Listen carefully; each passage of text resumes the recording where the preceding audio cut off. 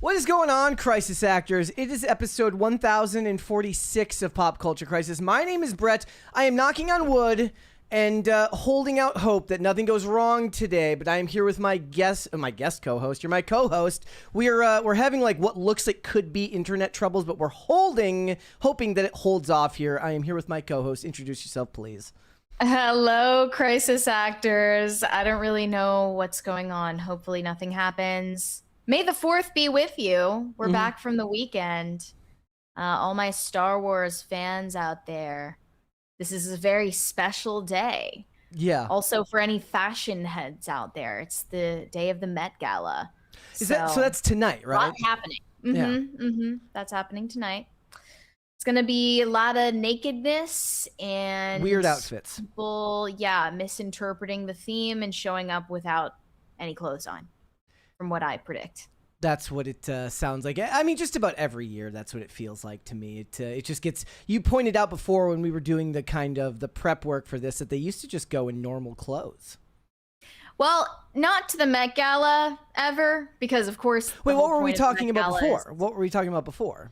That was just any Hollywood press events. Okay. Like, if you look back at specifically, if you compare the cast of the first Devil Wears Prada movie showing up at the premiere in 2006 compared to now, what they showed up in for this premiere, they were wearing basically what I would call normal people clothes. I'm sure it was expensive. I'm sure it was nice, but basically just normal cocktail dresses, like basic, sometimes even business casual attire. And now they show up to literally every event as if it's the Met Gala, wearing insane stuff that's like constructed out of steel boning and foam and paper mache bullshit. It's like they're doing a little too much, in my opinion. When the event doesn't call for it, there is such a thing as being overdressed. Okay. All right. You know what we should do here? If we end up having internet troubles, we'll just have you leave the room and then come back, but it's gone back to green now, so it seems like it's leave going, the room, like leave the peer-to-peer group call. Room. Yeah, okay. the call. I thought you meant if I literally walk out of this physical room, that would do something to like fix it. No. Leave the room. There's a 20 there. Do you get the 20 there from Shane? Yes. Shane said, I'm skipping the niceties today, Brett and Mary, because I received a prayer request from David, king of PCC chat. He had a stroke and congestive heart failure while in the hospital.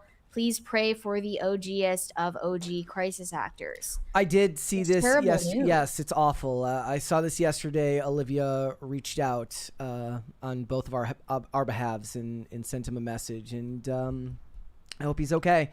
He's hanging in there. He's hanging. Like, that's what it seemed like. It's a long road ahead with something like that. But just in everybody's prayers, absolutely. Yes. Everybody pray for David. We will be praying for David.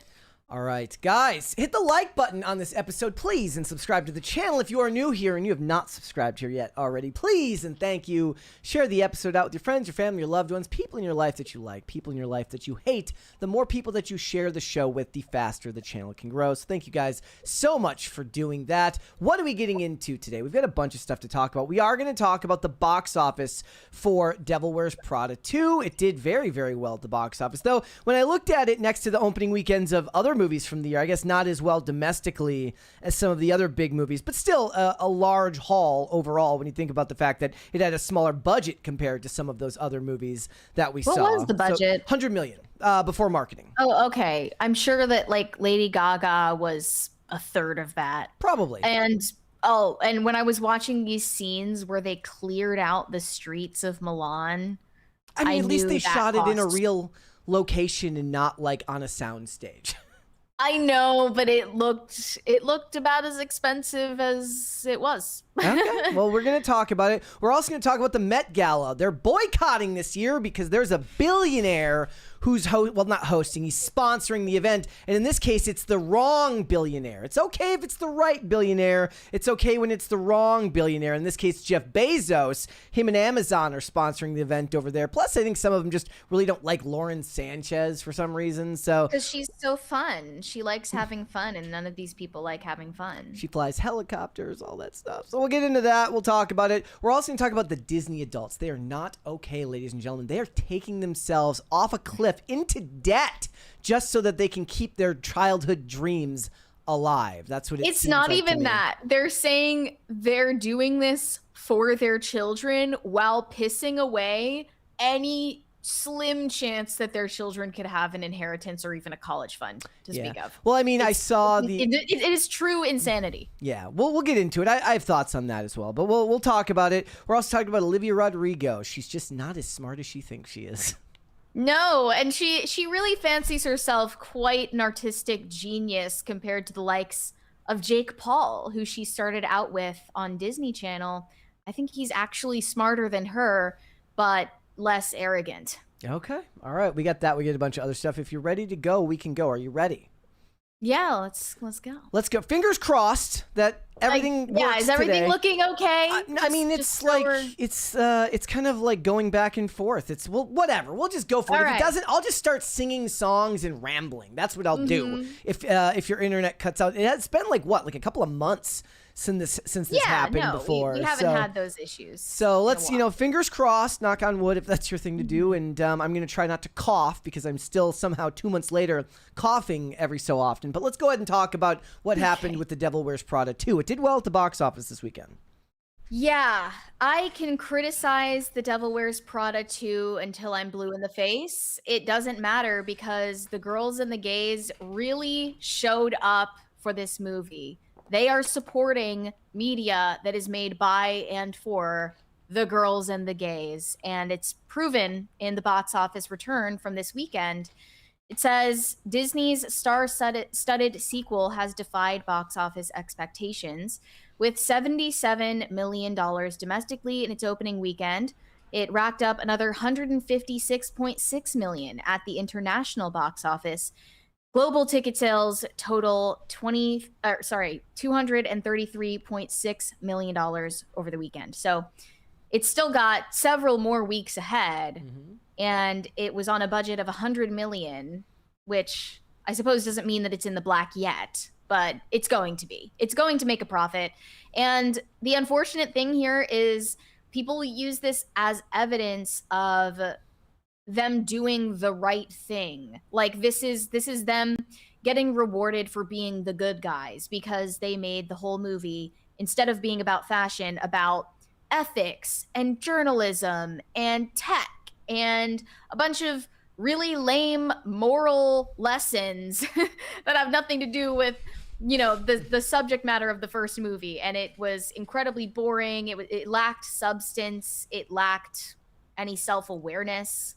There was really nothing redeemable, as I said before, about this movie. But people are going to learn all of the wrong lessons from similar to financial success. Similar to Barbie, learning the wrong lessons with what made Barbie successful. It seems like the number one takeaway is that every time there's a movie like this that does do well, they forget the one thing that could make everything better, and that's just a little bit of whimsy. Maybe a little bit of whimsy and a little bit of focus on stuff that isn't so important. Like, fashion is important, I guess, or, the fashion industry or her job as an individual character would have been important. But that's not to say that, what they're focusing on are such large-scale issues that it ends up feeling inaccessible to the average person. Like, the average person isn't really going to know what to do with a topic that's all about sustainability or the tech industry or all of these things. Not many people go to movies for that exact discussion. No, but I think it really wouldn't have mattered what the content of the movie actually was. People were going to see it because of the IP, and that's just it. Like, this response totally gets it wrong, but a lot of people feel this way. I really hope studios don't take this as a sign to make a sequel or reboot about every 90s, 2000s rom-com/comedy, and rather take it as a sign that people want authentic storytelling. The Devil Wears Prada 2's success is largely because of its messaging. Again, learning all the wrong lessons. Okay, here's the thing though. How do we can't, there's only one way to prove that, and that's if it falls off a cliff in its second weekend or it ends up slowing down at the box office. If it continues to do well at the box office and these people are touting this movie's message, then the argument does stand that somehow the message matters in this movie. at least to them. I don't think the message that was intended resonated with anybody in the audience, at least not in my theater. Then theoretically, I think they were responding much more to lines like, "You're effing iconic," than anything. I don't think they were really attached to the millionth subplot about textile sustainability and AI. I don't think they really cared about that. But the people behind this movie clearly did have a mission attached to it that had nothing to do with the plot or subject matter of the original movie. For instance, they made a point to hire a human artist to replicate the style of AI generated imagery in a spread. It was like a montage of memes about Miranda Priestley. So this is actually made by a human artist named Alexis Franklin, and it was meant to imitate AI images. And Alexis Franklin posted about this, saying that she got flooded with comments of relief that this gag in the movie was created by an actual human. So she posted it on X to say, "I think these companies should get their flowers when they hire an artist, instead of skimping out and actually using AI. I guess that would have gone against the principles of the movie. Yeah, absolutely. Itself. So I guess props there, but then I clapped back and I was like, well, okay, if they were willing to put in all of this effort and forethought in this case, why is it that the rest of the movie looks like barf? Like, and I also want to just be transparent that there was a community note on a similar post claiming the photos from the first film compared with the second are not screenshots of actual scenes. They are principal photography. So of course, those are going to be color graded differently than the final, but I am sure if you actually did source screenshots from the original movie, they do have more light, warmth, and depth than the sequel. And that goes across the board. It's not just The Devil Wears Prada. One person pointed out, can film studios explain this phenomenon? It's genuinely bizarre how our society as a whole has just become so color and light averse. And you see it in not just movies, but in your daily life. You see it in coffee shops. You see it in every public space. There's a lack of ornamentation, a lack of color. People are wearing less color than they used to. I mean, the clothes that are sold by major stores lack color. The cars people buy lack color. Somebody posted this in your responses here. Yeah, this is. I mean, that top photo is probably AI, anyways. But people theorize that it's because people feel overstimulated all the time because of their consumption of digital media, and so they feel the need to create this kind of like sanitized world around them. I thought white cars were the most expensive. I thought white cars, like statistically, like white cars cost the most.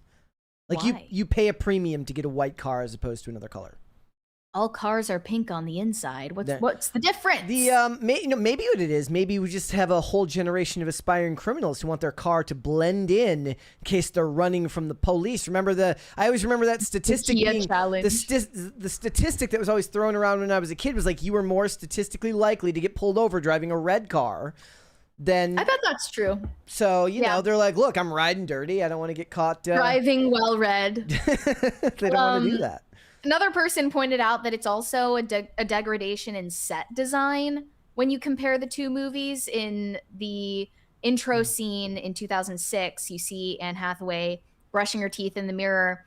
You can clearly see there's a lot of attention to detail in the background. And then in the sequel, for some reason, she's in this weird like liminal space where there's nothing on the walls. There are no windows. She's like in a gray nothingness. It looks like she could be in an interrogation room. Yeah, basically. Or they like say someplace. It's not just about the color. It's the fact that in current examples, there's no sense of decoration at all. It could be anywhere in your house and we wouldn't even notice. Yeah.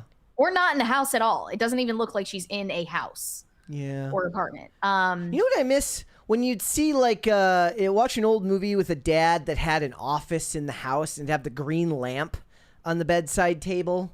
Always the crystal, like the Tiffany crystal lamps that they had. The green lamp that had the string on it that he would have to pull down, you know. Yeah, my grandfather had one of those. See, like I missed that. There is no ornamentation like that anymore. Everything's sterile, metallic. Back then, it would have been warm tones and wood, something mahogany.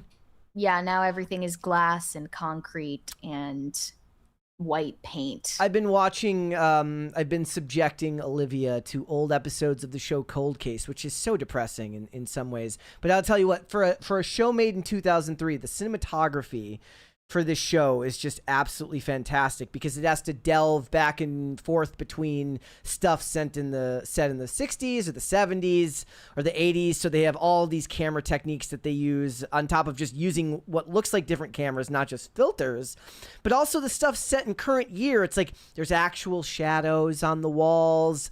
The set when they're in the police precinct is obviously very different. It's cold, it's metallic.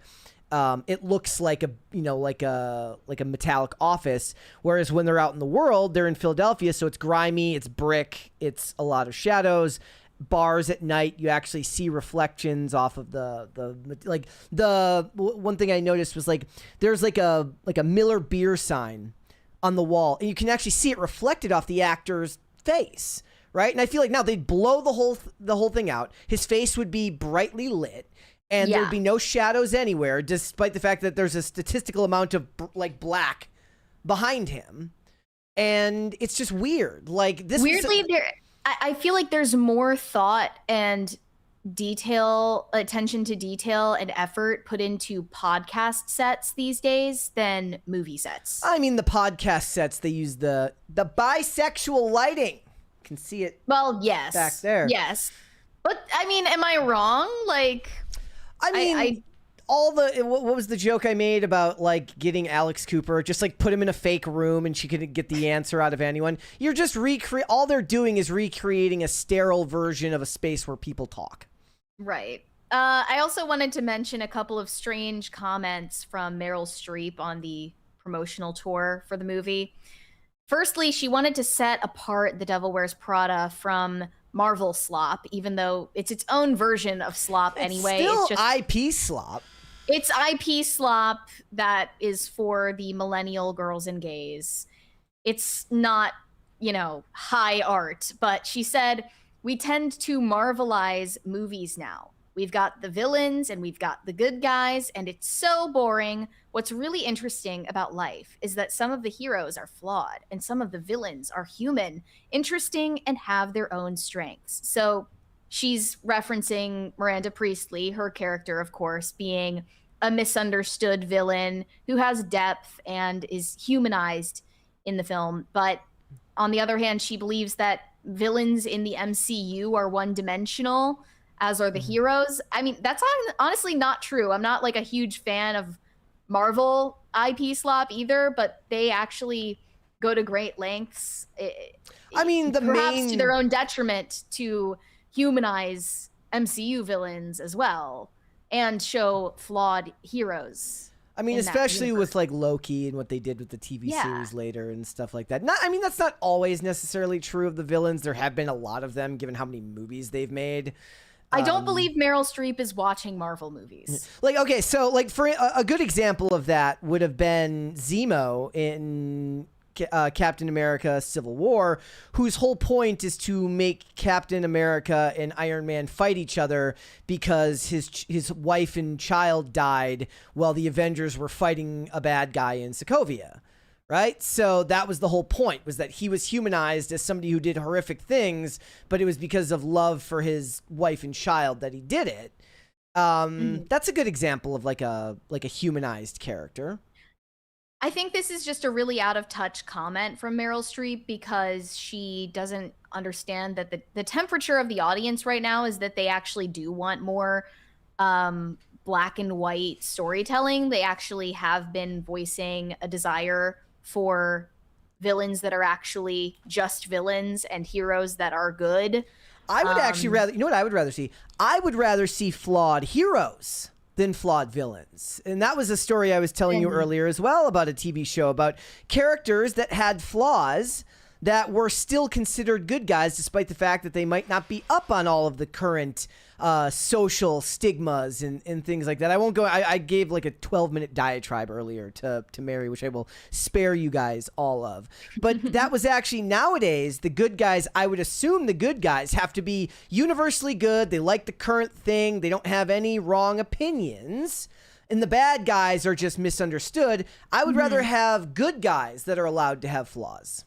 Well, that's easier to portray in a more realistic, grounded story than one in the MCU, where there are sky beams and well, they did this with Tony and superpowers. They did it with Tony and, again, Captain America and Civil War, when the whole point was like Tony Stark says, "Look, we've been out of control. People have died. Maybe the government should keep us in check." Captain America says, "Well, if I see something bad happening, I'm not going to stop myself from doing something about it for the sake of government giving me permission."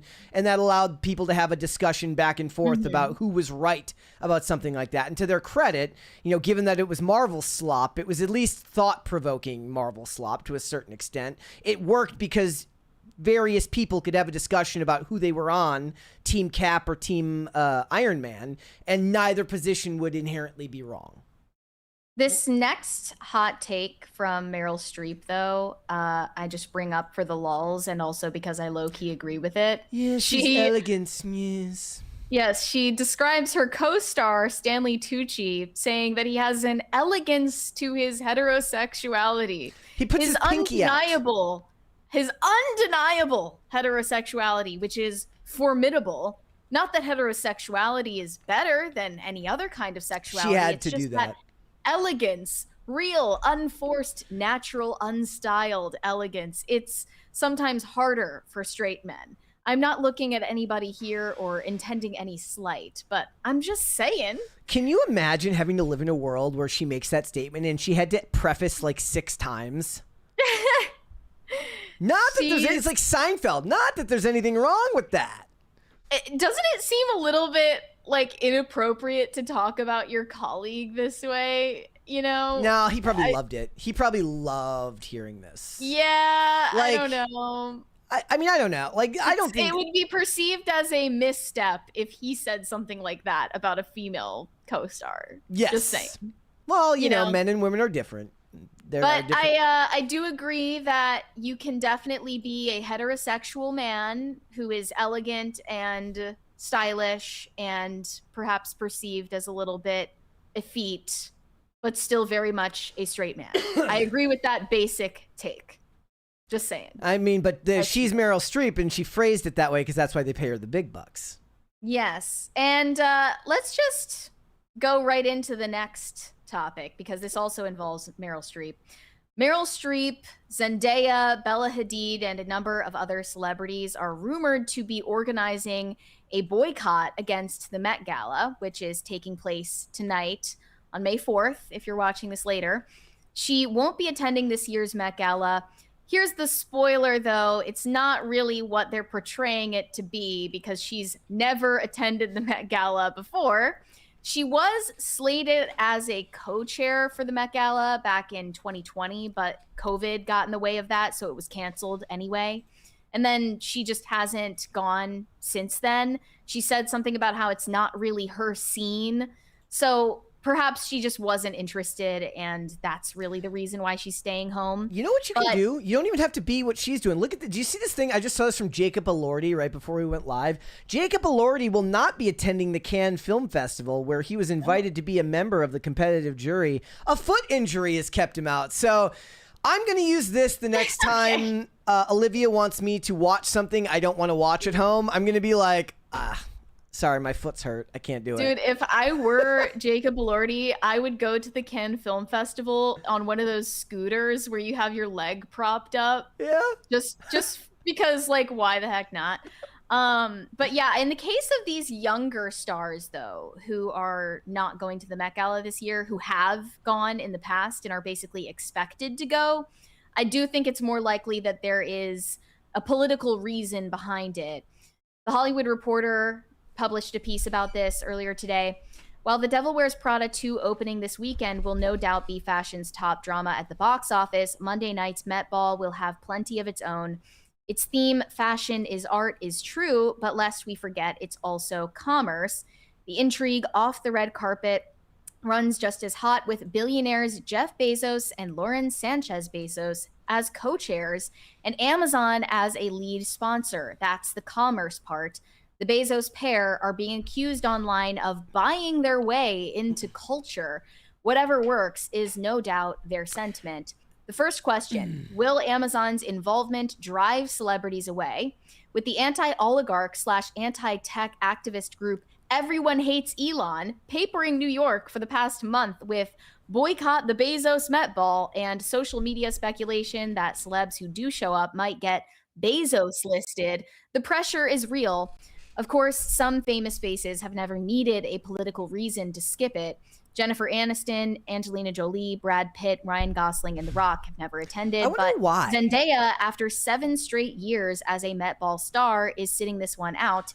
Is it a political boycott, or is she simply feeling overexposed with 4 movies out in 2026? Maybe Lady Gaga's name has also yet to appear on any confirmed list. Maybe I'm just out of the loop as I would be, because this isn't really my side of the internet or Hollywood. Yeah. But I actually can't, it doesn't shock me that Jennifer Aniston hasn't gone. Like, I don't see her on tons of red carpets. If I had the FU money that Friends provided, I would literally just be rolling around in it in a room. Like Scrooge McDuck.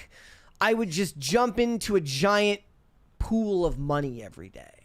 Well, I think also the social cachet attached to the Met Gala has degraded in recent years as they continue inviting more and more social media stars who are not just taking roles of interviewing the actual stars on the red carpet, but they're attendees in their own right, and they're being put on a seemingly equal playing field with that type of A-lister. So they don't see it as this high-tier Hollywood event anymore as the media landscape continues changing in that way. And on top of that, I'm sure there is a political reason, at least for Bella Hadid, because she publicly liked a video on Instagram by a podcaster who I've seen before. Her name is Meredith Lynch. She is on a show called The Moment Live. She is basically making content for leftist Karens, and she issued a warning to both celebrities and their publicists not to attend this year's Met Gala because of Jeff Bezos' involvement.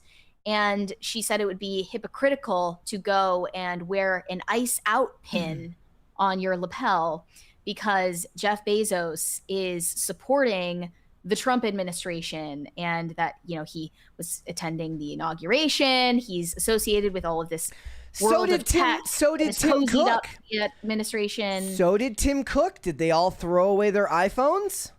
No, they did not. Funny, isn't it? But let's play this video just before we get into that. Wait, which is it? This one here? Yes. Okay, yes. Here we go. This is her call-out post. Okay, here we go. Out pin. Please know you are a celebrity and you attend the Met Gala and you wear the ice out pin. Please note that I will be dragging you in perpetuity. Cannot wear the absolute just temerity to look like that and like have that level of hubris. The ice out pin to the Jeff Bezos backed Met Gala. Jeff Bezos is part of the reason we're in this fucking mess.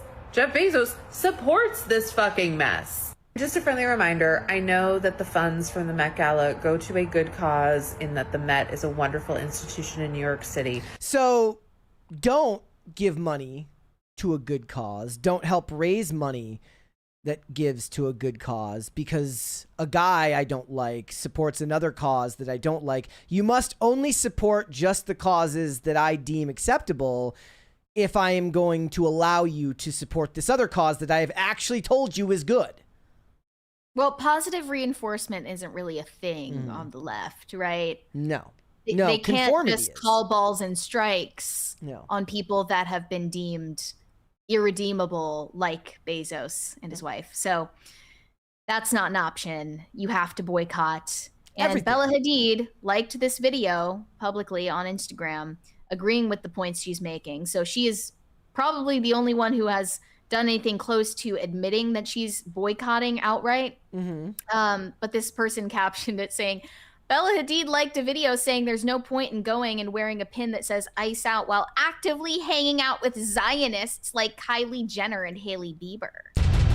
So you can't win, really. You cannot be righteous enough to satisfy these people's whims. No. Even Bella Hadid, who is herself Palestinian and very vocally pro-Palestine, she is still not a bona fide, acceptable person according to leftist stan accounts. It made me Even laugh. Boycotting the event isn't enough.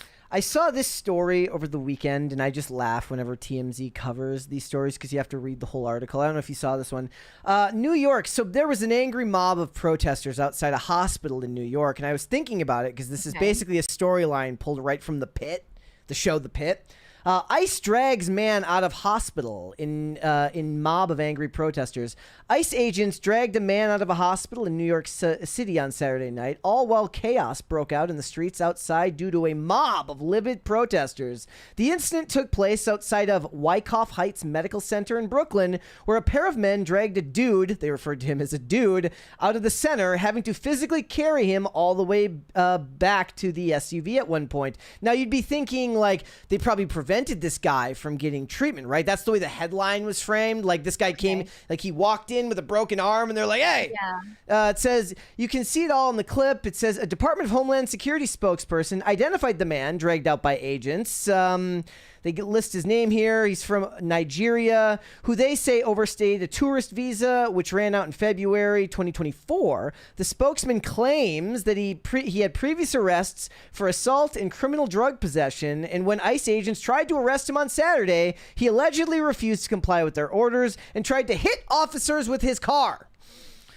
He then allegedly became physically combative and attempted to punch and elbow the ICE officers. After the arrest, they claimed that he requested medical assistance. They brought him to the hospital. They cleared him to leave. And then, even though the medical staff cleared him to leave, they said they dragged him out. Well, technically, they dragged him in, too. So if you're not going to engage honestly with the behavior of law enforcement, which most of them are not, and this is why I do give TMZ credit at least for reporting the whole story when these things come out. It's how you get to the position we're in when all Jeff Bezos did is what every other billionaire does when a new president enters the Oval Office. They cozy up to them because they want things to work in their favor. And unless every one of these celebrities is going to tell me that they don't have anybody in their circle that works for them that uses Amazon Prime to have stuff delivered overnight, it all falls just a little bit flat for me.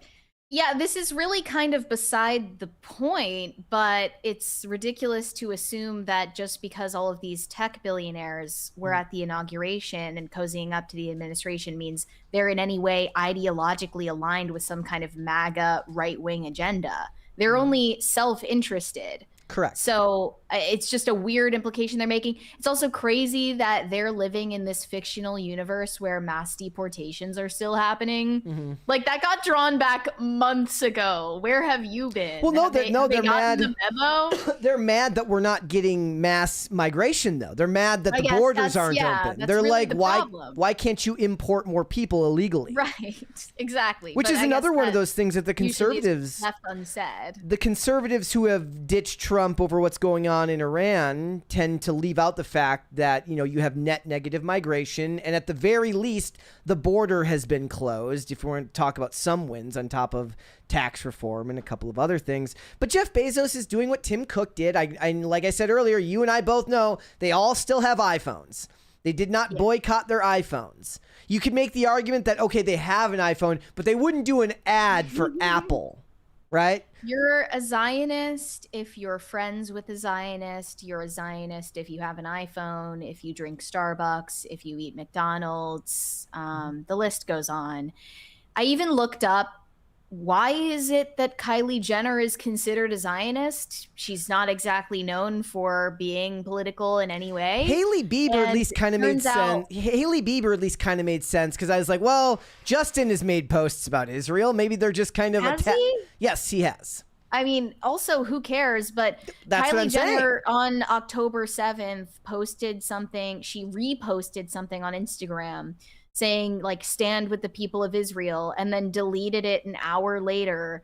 And then, decided to come out and say she doesn't take sides. And that is the evidence that people have for calling her a Zionist, which is just laughable. Even if she did publicly identify herself that way, no one ought to take it seriously because she is a brainless Kardashian. Anyway, I'm just going to get back to the Met Gala. There is a theme for every year. So this is the theme for this year. The 2026 Met Gala will celebrate costume art, the spring exhibition at the Metropolitan Museum of Art's Costume Institute. That's what they're fundraising for. But what will they wear? Today, we at least have an idea. The Met Gala dress code for this year is fashion is art. 3 words, open to a lot of interpretations. Sounds pretentious. Here's how they tried to explain it. The directive perfectly reflects the ethos of costume art, which explores the centrality of the dressed body through depictions and interpretations of the human form in the Met's extensive collection. Made up of nearly 400 objects, the show, set to occupy the Met's new Condé Nast galleries adjacent to the Great Hall, pairs garments from the Costume Institute with paintings, sculptures, and other works, spanning some 5,000 years of art history.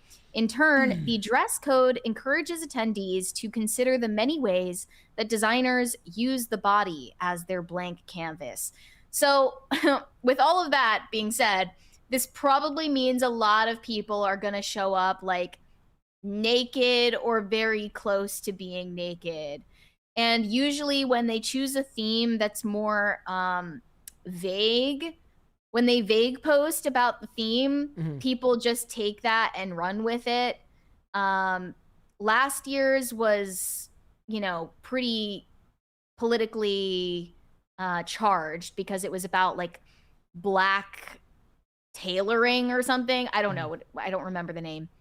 But it was at least specific enough where there wasn't a lot of wiggle room to interpret it in your own individual way. This time around, it's just about the body. So I think that we're going to be seeing a lot of less nips. clothes than normal. We're going to be seeing nips, stray pubes. Ugh. We're going to be seeing a lot of things that we honestly don't want to see. That's my prediction, at least for tonight. Yeah. Yeah, they also interviewed the curator of the Costume Institute, who said what connects every curatorial department and what connects every single gallery in the museum is fashion or the dressed body. It's the common thread throughout the whole museum, which is the initial idea for the exhibition. So I wonder what the curator thinks of Jeff Bezos' connection to all of this. He's just like, look, I need to make the money, so I'm going to take the sponsorships wherever I can get them. I do wonder why Bezos has attached himself to this. I mean, it might be more of a Lauren Sanchez desire than his, but it said that Amazon did this in 2012 as well.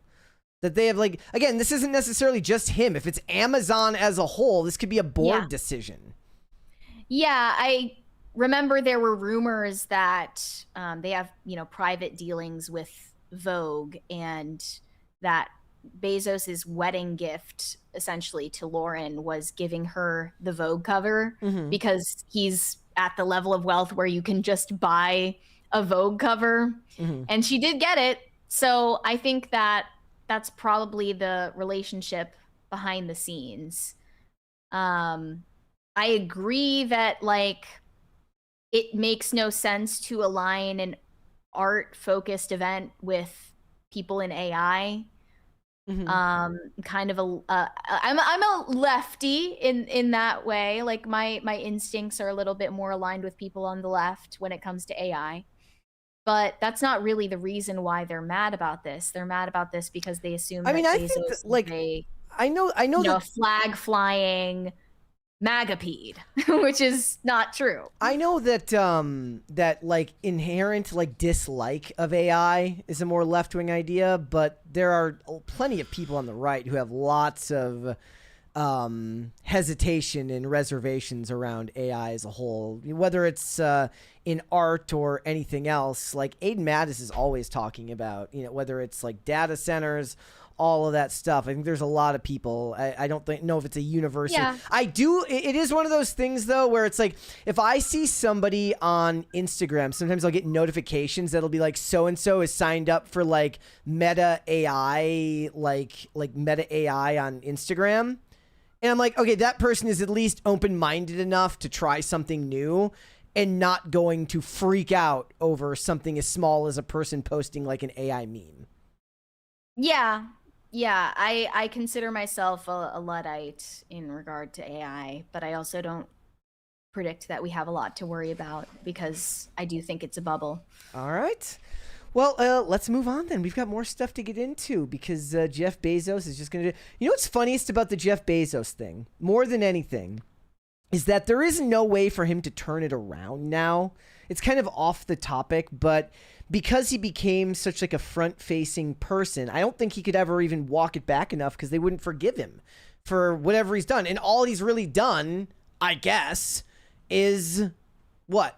Go to the inauguration and make the Melania documentary. They'll blame him for making the Melania documentary. Well, what do you mean by go back? Like he couldn't go back to, like he couldn't turn Amazon into one that the left would be okay with, as in one of the ethical billionaires. He would never be able to be seen as an ethical billionaire. Well, they'll only afford that to, first of all, women. And singers. And specifically, women who made their money theoretically like off of art. So Selena Gomez, Taylor Swift, that's about it. That's like where the list of ethical billionaires in their minds starts and ends. Here's a funny story for you before we move on, just as an aside. I was on IRL once. It was like a month ago, maybe a little bit longer. And perhaps poorly, I was trying to explain my thoughts on the idea of like, I don't think that there should be caps on a person's ability to earn, because I think that people who innovate, people who create, people who give something to society that benefits them deserve to be rewarded for what they've built. And my point at the time was saying, like, I've been to now very, very, very small towns, which can get a package from like halfway around the country in 2 days. And I was trying to explain it and perhaps didn't do so very well because somebody sent me a message, like responded to like I like it when they show up on my Instagram to talk shit as opposed to X. Because they have to do it on a skating post, which is just a complete aside. And basically said like, bro's out here glazing Bezos because he can get you something shipped in 2 days. Haven't you ever heard of UPS, bro? Or FedEx, bro? And I responded, because I was so enamored by the fact that it came up on Instagram of all places, and said, I think the fact that he can get you something from anywhere in the US in 2 days, tied to a marketplace where you can buy something from another small business, which doesn't just increase the purchaser's, quality of life, but the person who's making the merchandise's quality of life. I think that that's a net positive for society. And I went to check the comment again, and he deleted it. And in my mind, here's the thing. He said the R slur, which I don't say on the show because I still believe that YouTube will end up coming around and striking channels. But it might have been deleted by Instagram. But in my headcanon, he got owned by me, and he's like, no, I'm deleting it. So I'm going to live with it. It was me winning your own shower argument for the first time. I am going to go with that narrative as well. So I believe that you epically pwned him and he was humiliated. And it's probably not what happened. He took his ball and went home. That's my hope. Is he's like, oh man, this dude just totally owned me. I can't have my face out here like that. It's probably not what happened. I mean, I see people get called out for blatant lies and misinformation on X all the time, and they never take accountability for it. Like people lying about, I think the guy who founded White Dudes for Harris posted that 60% of Daily Wire got laid off, and then a guy who actually works there was like, it definitely wasn't even close to that, you're lying. And then the dude said, the leftist, he said, well, you're a bullshitter too because you cover for the Trump administration, bro, and like didn't delete his original post. People on X do not falter when they get called out, like whatsoever. John Durham in the chat says, so Brett is the sensitive skater that no one believes in but his woman. No, that's the problem, man. I always wanted to be that guy who's like, everybody said I couldn't do it, but then I did it. But the problem is everybody told me I was going to be able to do whatever I wanted. So I have nobody to prove wrong. Can't relate. Every school teacher I ever had said, Mary, you're never gonna make it. You're never gonna be a podcaster. You're never going to be a podcaster. Stop. Keep dreaming, Cupcake. You're never gonna be a podcaster. They all told me this. But look at me now. I love it. Look at me now. What did you say? Frizzle. What did you say last week? Like, you're like, nobody said I could have blonde hair. And look at me now. Everyone said that I wasn't going to ever have blonde hair and wear a hoodie. And look at me now. All right. What would you like to see? Cringe or cute of the day? Let's see the cute first. All right, let's do that. I do want to highlight this one because I sent him a message over the weekend. If you guys are not following JB's spooky reviews on YouTube, you should go there and follow him because he makes fantastic videos about the horror genre. He also has a series reviewing all episodes of The X-Files, and he submitted this one of his puppy. It says, this is from Christmas 2019. My dog Lucy was a very old girl and very sick. Unfortunately, in 2020, I had to put her down. However, because of COVID restrictions, I was not allowed to be in the room with her when she passed. This is the last photo I have, and I miss her. And he pasted Mulder's face over his own. I'm assuming that's who's behind it, but it's Fox Mulder. R.I.P. Lucy. We miss you, Lucy. Sweet girl. All right. Cringe? Here we go. We've got a great cringe today. It says, my response to 9/11 was this: M&M's carved from stone. And they actually tagged M&M's in it. This piece is called North Tower. It is my response to 9/11. Everybody was doing flags. I said to myself, what image pops in my head? What is America? America is fun. America is comfort food. America is M&M's.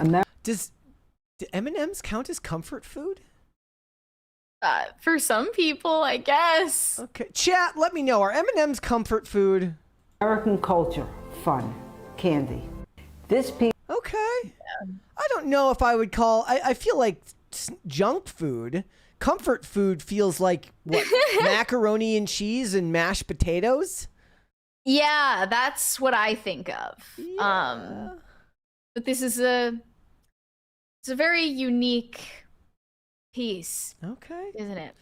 I think she just thought about the flagship store. She thought about the M&M store in Times Square. For this one. Jeff Dyes in the comments says, exactly like when I painted Kit Kats for Black Lives Matter.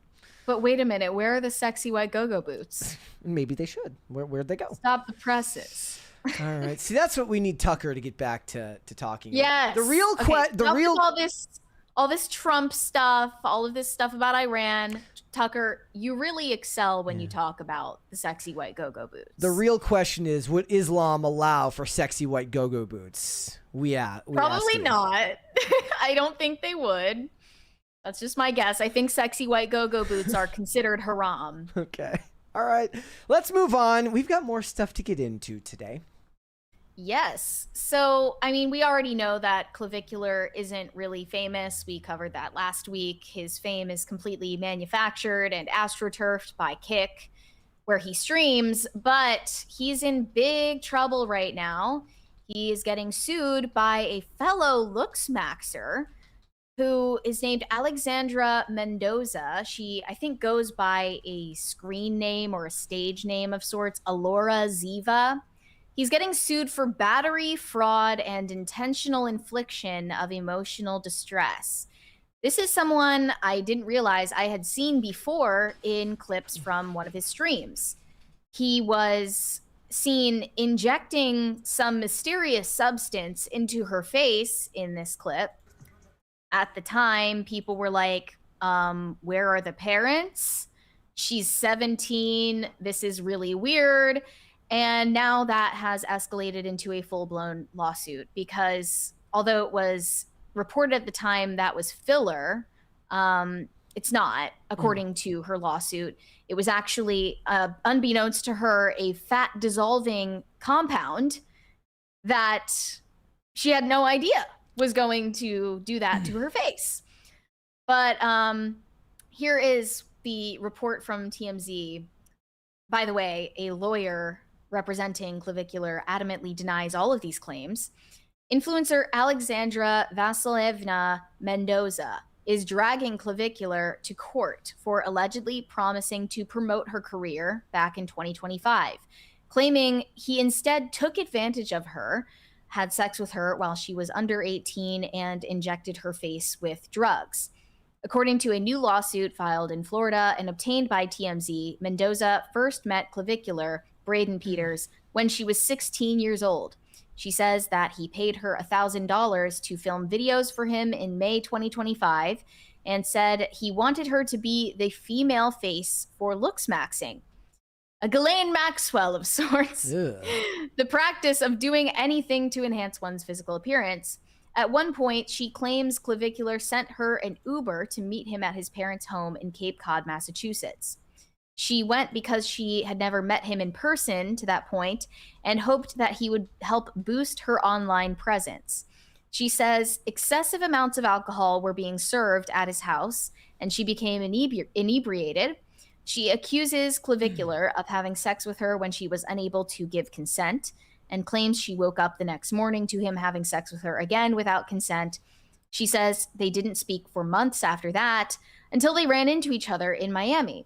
Still under the impression that he could help her career, she says she accepted his invite to a streaming session. So this is after the accused, I guess, R-word. This is so typical of Me Too claims, isn't it? It's the same pattern every single time. Usually it's not just, we had this one encounter that traumatized me and that's it. No, they keep going back for more. And it's usually because they are making a bargain for career opportunities and wealth. And that goes back to Harvey Weinstein and many other examples. But anyway, she says she accepted his invite. She claims that he and his friends snorted a white powdery substance at a charging station on the way, which she refused when offered. No surprise there, he has admitted to using recreational drugs. Yeah. And he's quite obviously addicted to certain substances, which he says he uses to cope with his neurodivergent traits. Anyways, during the stream, she says Clavicular injected Aqualix into her face to melt fat on her cheeks and streamed it without her permission. She also says she was under the false impression that he was medically cleared to perform such an act. What? Now, I don't know what that means, if it's just word of mouth or she saw some sort of forged documentation from him, but she probably just took him at his word because she's an idiot and a kid. But I just want to I've never heard of Aqualix before. I want to explain that. Yeah. Aqualix is a non-surgical injectable fat dissolving treatment used to reduce stubborn localized fat deposits in areas such as the chin, stomach, hips, and thighs. It is not approved by the FDA, but is widely used in Europe and other regions, having been launched in Italy in 2009. So not only did she not know that's what was in the syringe, but also it seems to be illegal here. And he has been buying illegal and unregulated substances online since he was like 14. So I'm sure he thought he knew what he was doing. But anyway, she further alleges that Clavicular suggested methamphetamine had been added to the injection. She says she saw him multiple times following that incident. Once again, she's going back for more, even after having this traumatizing encounter to start with, then another one. She just keeps coming back because she thinks that she can get some clout off of him. And this describes everybody in his circle. As she believed he was still trying to help her influencing career. Now, she says she lost all her sponsorships after Clavicular began a campaign to discredit her. In addition to battery fraud and emotional distress, Mendoza is suing Clavicular for the unauthorized publication of her name and likeness. She is seeking damages in excess of $50,000, which, I mean, in Clavicular's tax bracket, that's like nothing. Mm-hmm. I mean, he makes more than that probably each week. Yeah. So he could probably give her a settlement and be done with this. But her legal team tells TMZ, the allegations in the complaint speak for themselves. We look forward to hearing from Mr. Peters' attorneys. His attorney, Steve Kramer, spoke to TMZ, saying, we're aware of the complaint recently filed against Peters. These are allegations only and remain unproven. He denies the claims and disputes the characterization of events. He will respond through the appropriate legal channels and intends to vigorously defend himself. We will not comment further at this time. So the one detail of this that I think people are overlooking is that his fan base, to the extent that they even exist and aren't just paid to watch his streams by Kick, they don't really care if any of this is true or false. Mm-hmm. They will be loyal to him regardless. Yeah, the brains are kind of cooked, and plus, it's almost like there's an unhealthy distrust of everybody because it's just the most callous form of entertainment anyways, so you don't really care the outcome.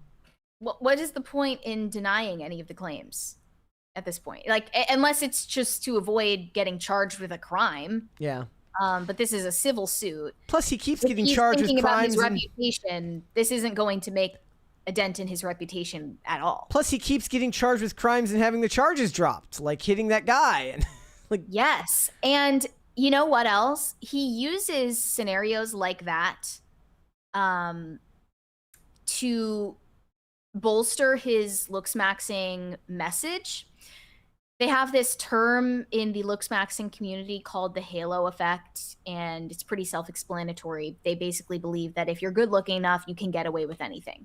Like, it's like when you're a star, they let you do it, but for looks-maxers. So, you know, when he gets the charges dropped, when he gets away with blatantly illegal behavior, or at least, you know, questionable, unethical behavior, and people overlook it, or he avoids consequences, he's using that as a way to boost his credibility as the ultimate looks maxer, because it's proof that the halo effect works, because people will just let you off the hook for everything if you're good looking. I mean, that is true to an extent. I mean, I know it's proven that people assign more moral credibility to good looking people. That's just how our brains are wired. But not to the extent that you can get away with stuff like this forever. And who's to say if any of this stuff is even true? I'm sure she has self-interested reasons to lie about what happened too. I think that it's pretty telling that she kept going back to meet with him over and over and over again after she was supposedly victimized. And it was for the same reason that the rest of his friends and hangers-on keep showing up. They just want to siphon clout off of his presence, and they want to be featured in streams. I don't believe for a second that she was unaware of being filmed and streamed during the injection. Yep.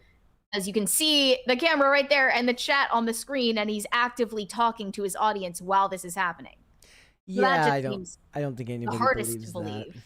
That. Yeah. But anyway, Clavicular posted a statement that was, you know, not directly about the lawsuit, but it was implying that all of this is fake. He said, when I was in the hospital on life support, this was after his overdose, a girl was begging Mitchell for my Amex credit card. He said no. He's referring to Mitchell Jackson, his publicist, who, by the way, I believe is also the publicist working for Candace Owens and Brett Cooper and other personalities on the right. He says, the consistent theme of girls trying to use me for money is brutal for a young guy trying to navigate a complex society. Hopefully I can find a good girl whose intent is not to screw me over and take my money. I can tell you right now that he has exactly 0% chance of doing that if he looks in the places where he spends his time. You mean like nightclubs and the internet? Yes. Yeah. There's exactly 0% chance of that. Less than 0, actually. I don't really care for that victim mentality tone that he's taking in that post. Like, oh, just, these like, tragedies trying to find a good continue girl. befalling me. I can't imagine why I'm surrounded by all of these clout goblin monsters. I'm just such a victim. Like, no, this is the way that you have intentionally curated your life for your own benefit. And I also wanted to show this clip from a recent stream of his. He's in a nightclub with the CMO of Polymarket, and he almost seems to leak private company information on stream before they cut the cameras and the mics. What's your position? I'm CMO. Yeah, I was gonna say. So, young CMO. Yeah, you don't. Bro, he's the guy. I'm telling you. You don't usually hear those titles. 28, 29. You have to understand, bro. Hold on. I'll take it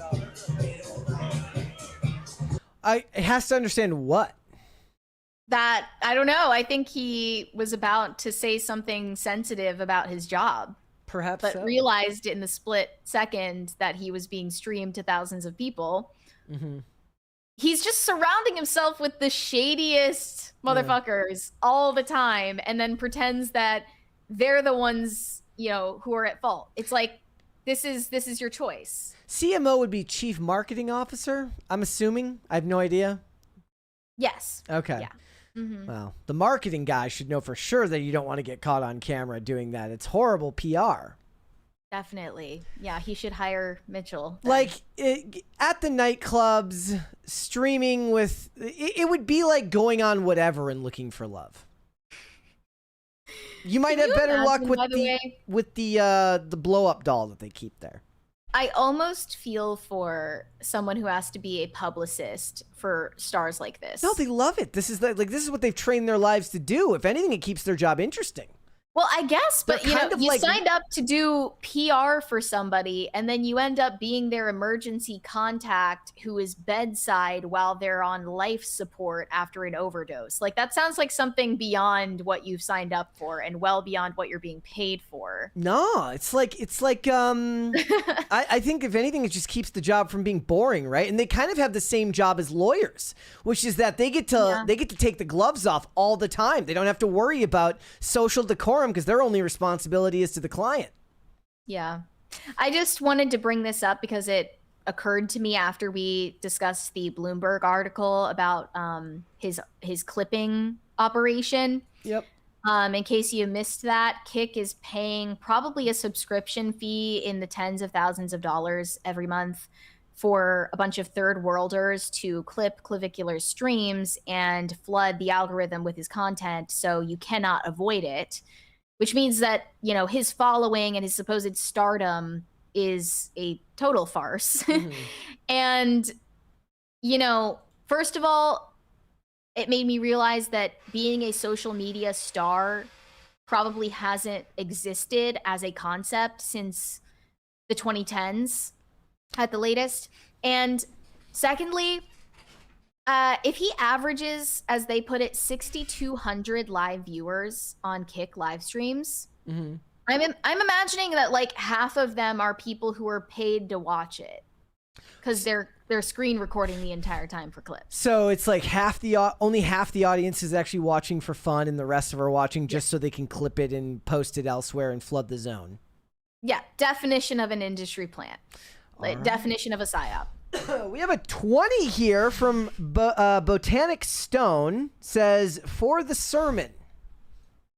What? For what? I don't know. And we're about to have a crisis party, so I almost don't even want to start the Disney adult topic until the crisis party goes off. Oh, no, it's about to get very dark. It's, when we get into the Disney stuff. I mean, is it super dark, or is it more just kind of like, look at how annoying these people are? Or is it dark? It is pretty dark. The part that I read played it like, from what I read, it was like this could play as dark if it doesn't change eventually, but it more just looked like a bunch of adults who were kind of unable to disassociate from the whimsy of childhood to their own financial detriment. Their own and their children's financial ruin. I mean, Should we just jump into that? I mean, we're gonna get a crisis party, then we're gonna have to start over, as we always know. Fine. Okay, the hell fine. with it. We'll just sit here. Go ahead. We'll just sit here you and know what? wait. I'll cut it out later. I'll do my job. right, let's fine. move on. Okay, so back in 2024, we covered this in the New York Times. Families are going into debt for Disney vacations. And it featured a really bleak interview with one particular Disney enthusiast going to the parks, and it was well beyond their means. It's a very depressing account of life for the average middle-class Disney park goer. But this new piece in New Yorker is about the Disney adults themselves, not necessarily families, who are meeting their own financial ruin knowingly because, in their own words, they want to exist inside this stress-free Disney bubble where nothing is real and everything is happy and magical and pixie dust. So it's titled, Are Disney Adults the Happiest Debtors on Earth? For the Walt Disney Company's most loyal fans, the pursuit of magic can come with 5-figure credit card bills. And they first start with this story about a college student named Ashley. In 2023, Ashley had $15,000 in her bank account. Excited by her newfound freedom as a college student, she decided to start going on solo trips. Disney World in Orlando, a place she had fallen in love with as a child after visiting for the first time when she was 4, seemed like the obvious choice. She went during her winter break, then she returned 6 times in 2 years. She explained, "It's just so magical. It keeps drawing me back." Soon enough, her account balance dwindled to just $5. Last year, she landed a job with the Disney College Program, a semester-long internship during which college students and recent grads serve in entry-level roles throughout the parks. For around $400 a week, her salary after Disney deducted rent from her company-sponsored housing, she worked as a PhotoPass photographer, taking pictures of guests as they enjoyed attractions. One of the perks of being in the program was that she had free access to Disney World when she wasn't on the clock, and so she would often hang around in the park, spending liberally on food and merchandise. She collects Disney pins. As a result, a lot of my money went straight back to Disney. It's just a big, it's like a snake eating its own tail. Thank you, guys. It's like working at Target.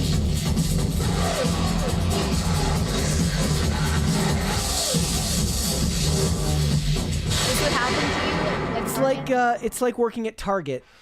When you work at Target, you end up spending a lot of money on stuff at Target because you're already there. Is that what happened to you? Not to me, but it did happen Oh, to a lot of people there. You end up buying a lot of stuff there because you're there a lot, and they have the stuff you need. What's happening? Okay, we're good. Okay. But I bet this didn't happen to any of the Target employees. She also spent more than what she was earning, accumulating roughly $1,000 in credit card debt, which she had to ask her parents to help pay off. Yeah. Clearly, this person's parents taught them literally like less than nothing about financial responsibility. I wonder what they meant by saying like she had access to the parks. Like, was she allowed to ride the rides for free, but she had to pay for food? They didn't elaborate on that, but I'm guessing it just means you don't have to pay for a day pass ticket the way that everyone else does because you're there anyway. But yeah, so-called Disney adults have become a subject of online fascination, with many people now questioning how much it costs to be one. Almost 2 million people have watched a video in which a YouTuber asks Disney visitors how much debt they have.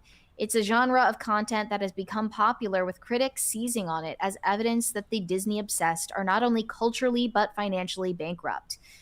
And these are the types of people who, regardless of whether or not they're Disney enthusiasts, would be probably in crippling debt either way.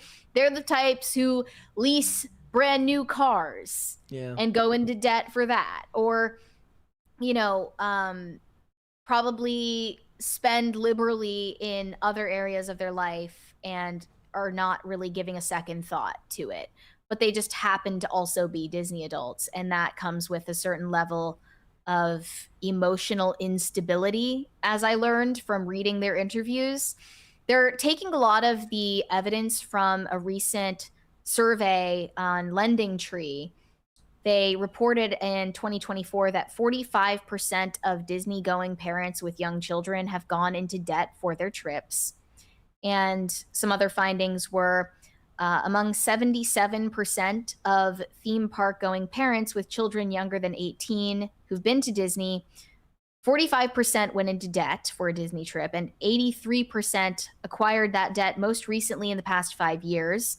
Among Disney goers, 24% have gone into debt for a trip, a 33% increase from 2022. And they say the memories are worth it for most parents. Among parents of young children who have gone into debt for a Disney trip, 59% say they have no regrets. Additionally, 90% of parents who have taken their children to Disney say it was a treat. Overall, parents of young children took on an average of $1,983 in Disney-related debt. But there were more extreme examples listed in this new piece. In June 2024, loan comparison website Lending Tree surveyed more than 2,000 Americans and found that almost a quarter of Disney visitors had gone into debt for a trip. Gen Zers like Ashley were the most likely to take on Disney debt, which corresponds with a boom in young adults visiting the parks, either by themselves or with other friends their own age, despite Disney World being a place stereotypically catering to families. Still, a high percentage of Disney debtors are parents. And then they cite those other statistics. Anecdotally, the figures shared in forums and on social media can climb much higher.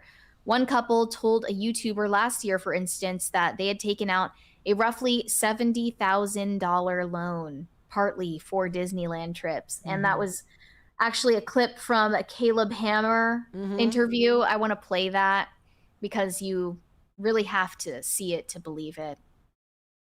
Yeah. Do you have that? Yeah, we got it right here. Wait, no, I don't have the clip. Is it attached to the article? I don't have it on YouTube. Send it to me. Resend it to me. I do not have that here. Oh no, I found it. Never mind. Incorrect. I do have it. I forgot about this one. Oh, the SoFi 72,000. His voice will never not be funny to me. It's part of why he's so successful. Woo! The 2022 cents. What the f is this? That's another debt consolidation loan. Oh. Say, guys, why? For the wedding and going and traveling to see her family and going to Disneyland and traveling to see my family. Yeah, let's take out a 13% personal loan for traveling. That's $70,000. Minimum monthly payment, this is crazy. $1,335.37. This is crazy. Did you just moan at me? Okay. So they mentioned that going into debt for vacations is not an exclusive trend to Disney adults, but one enthusiast who wrote a book about the subject says Disney debt is distinct. She wrote, Disney adults exploring and falling in love with a magical subculture. She claims some of the most loyal park goers have an addictive, almost competitive obsession with going to Disney as many times as possible. And really, they're not just competing for who can collect the most merch or take the most photos or go to Disney as many times as possible. It's also a strange competition about who can be the most irresponsible with how they spend money at Disney.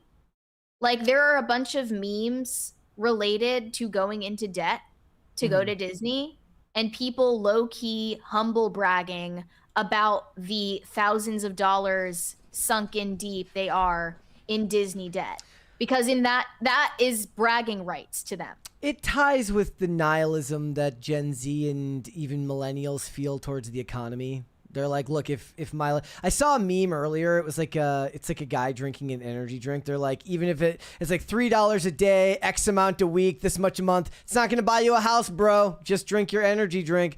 There's a certain level of nihilism to the financial futures of so many people that they've just taken to just saying, F it, I might as well do what makes me happy. And in this case, it's being a Disney adult, I guess. The problem is it's a never-ending cycle because they take on the debt to go to Disney, or at the very least cut into their savings, which causes them immense stress. And then they get so stressed out in their daily lives that they feel like they have to go to Disney to relieve the stress. It's the same pattern with a lot of addicts, which is that you have to, especially the functioning addicts who are, they're not on the street, but they can make enough money to support a growing habit. All it does, other than ruin your life, is take away literally everything else, because you have to start selling off the things that you own. You have to give up the hobbies that once also made you happy, because this is the only way that you can find yourself out of that horrific bubble you found yourself in, where you're upset because of your future. You don't feel like you have a future. You have no money. You have no prospects. And ironically, the thing that relieves that from you is the thing that keeps you there. Welfare works the same way in a lot of ways. Keeps you just satiated enough to not make any progress. Well, it's also like a cult. There is, according to this author, a hierarchy for collectors and visitors so that people feel compelled to return to the parks to impress others and earn their elder status. She compares it even to a church sort of environment. She has her own experience of going into debt for Disney. 20 years ago, this says, when she was in her mid-20s, living on Staten Island and working as a nonprofit grant writer in Manhattan, she was feeling jaded and started, quote-unquote, medicating with Disney. During her daily commute on the Staten Island ferry, she would read Disney guidebooks and think about her next visit. So she's just dissociating all the time. This is what I lived for. Disney World was the opposite of New York City. It was clean, it was sanitized, there were no surprises except good surprises. She took more than 10 Disney trips in 5 years and went $17,000 into debt. She said, I needed to go into a space where I wouldn't have to think, and I was willing to pay for that. Sounds like you weren't thinking the entire time, actually. In recent years, the cost of a Disney vacation has risen sharply. A single park Disney World Day ticket surpassed $200 for the first time in 2025. And in 2021, Disney began charging for previously free amenities such as airport shuttles and skip the line passes. This year, the company launched its third credit card with Chase, the Disney Inspire Visa card. This is going to make you start talking about late-stage capitalism, guys. It rewards consumers for spending at Disney parks and on Disney products.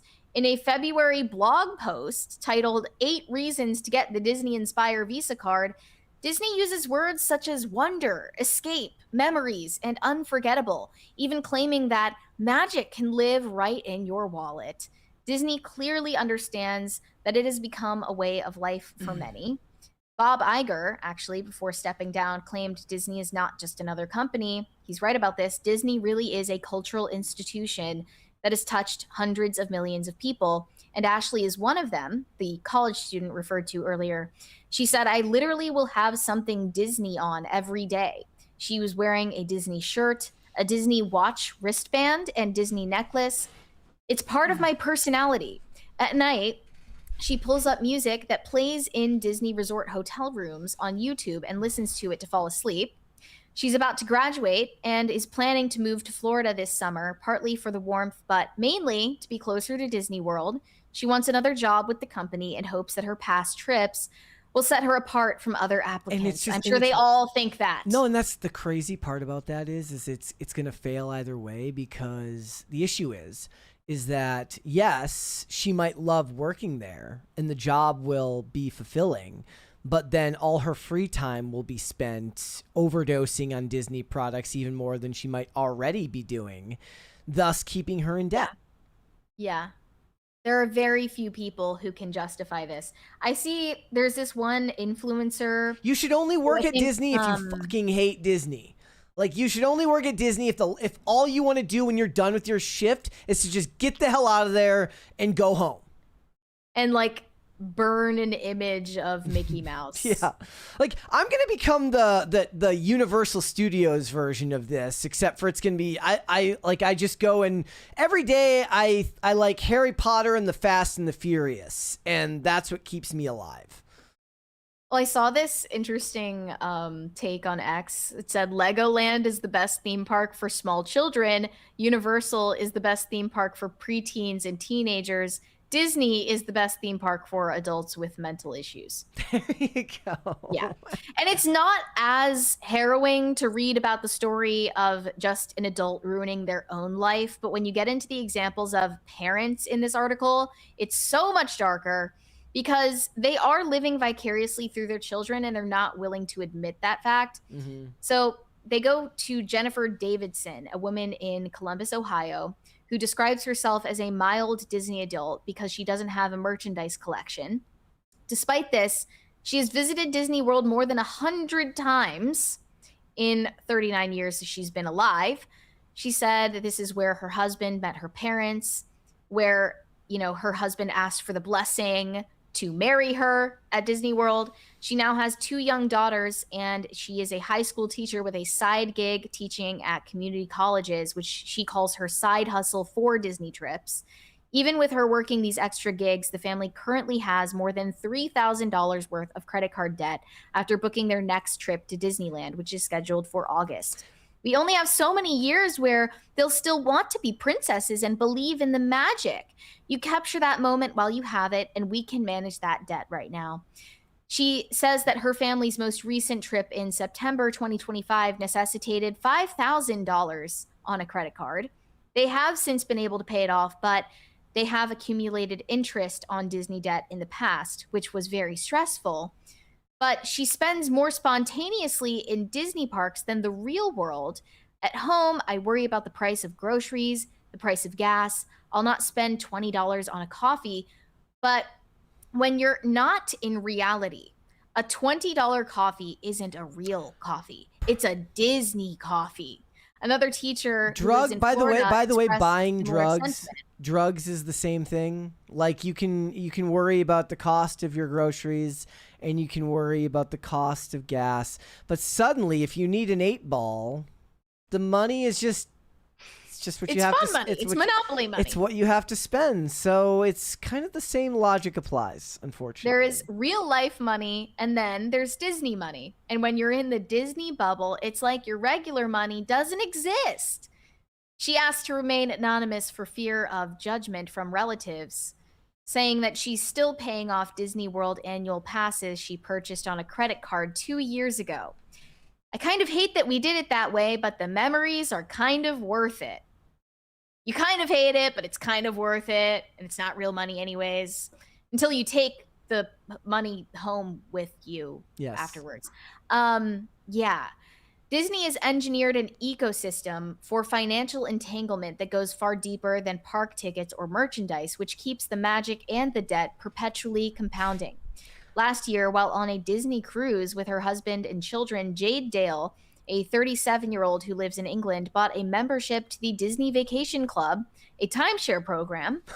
She declined to share the exact cost, but said contractually her family has 10 years to pay it off. So far, she has been paying around $300 or $400 monthly.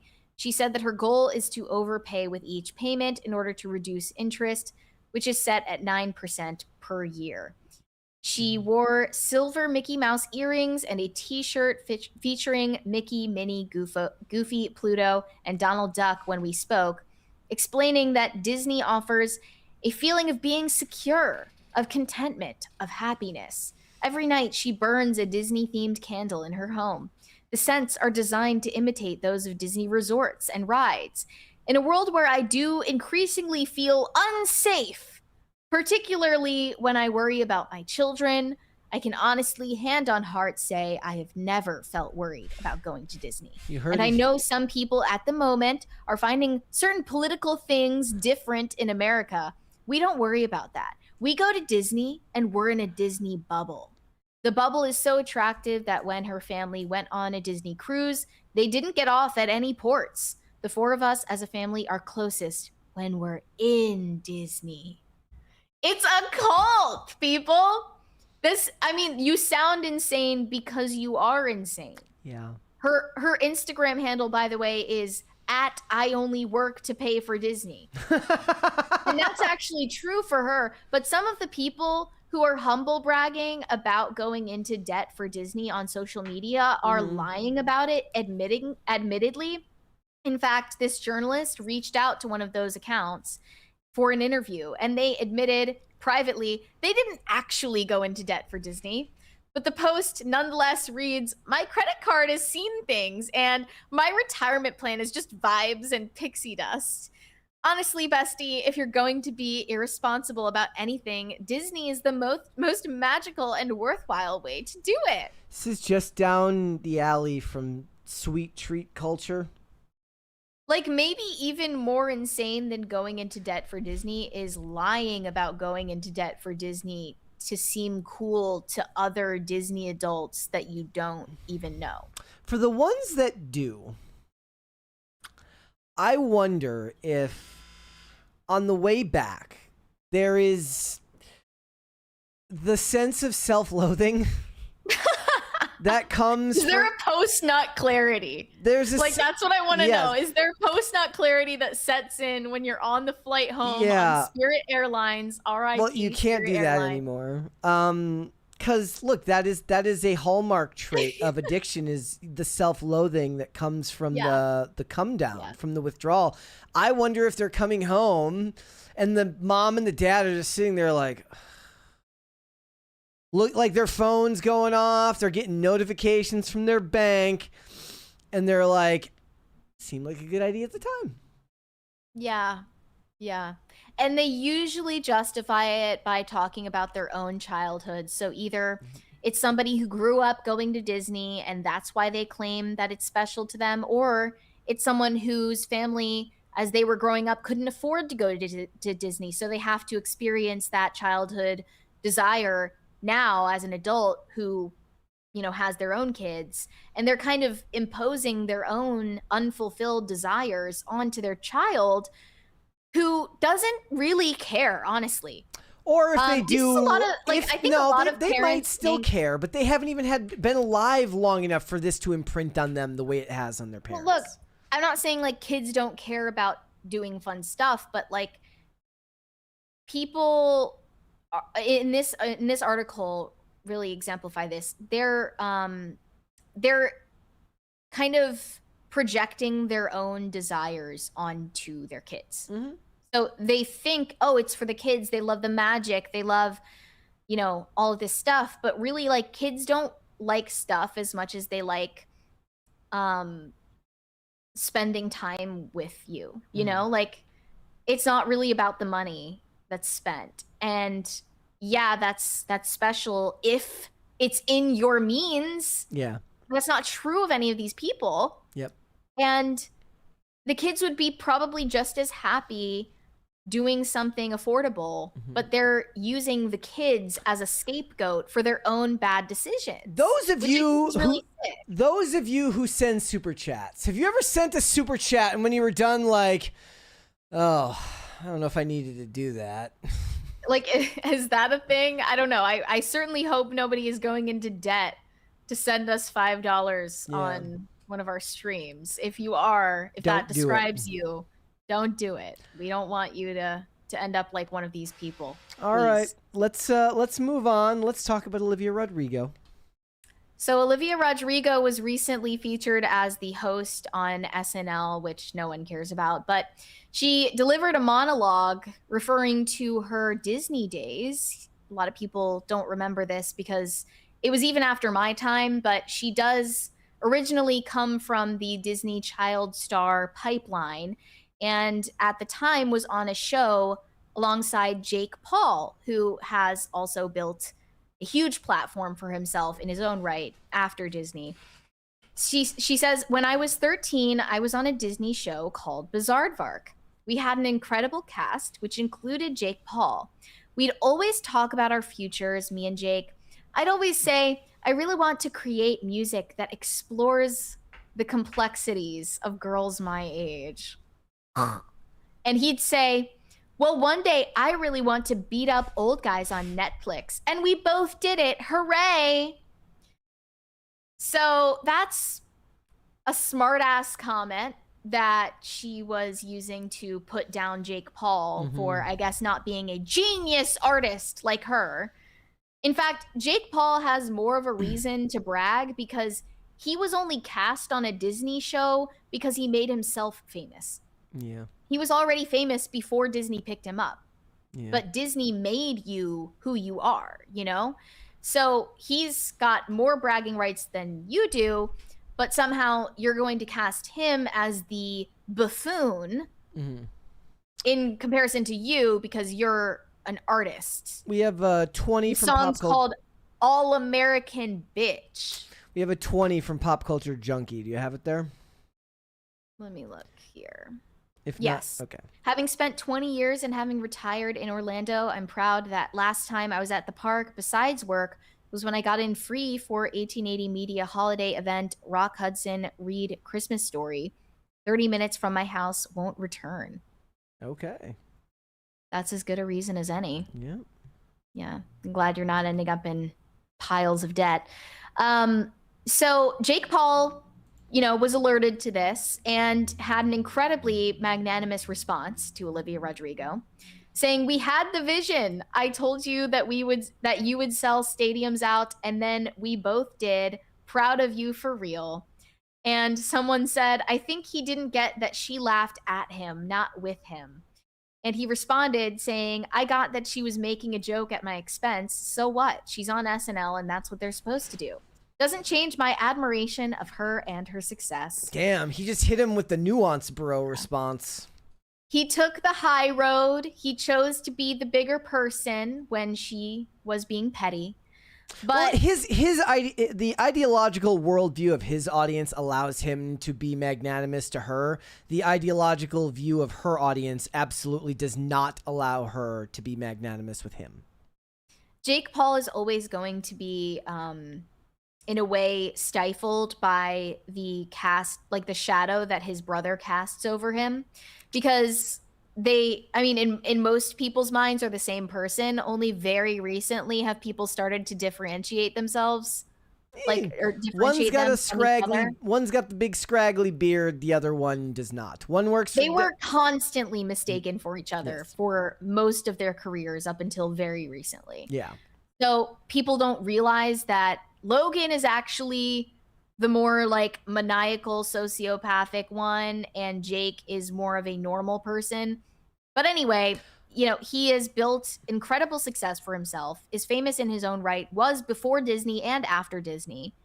And Olivia Rodrigo is the definition of an industry plant who thinks that she earned everything she has. And let's just zero in on that incredibly pretentious line. Exploring the complexities of girls my age.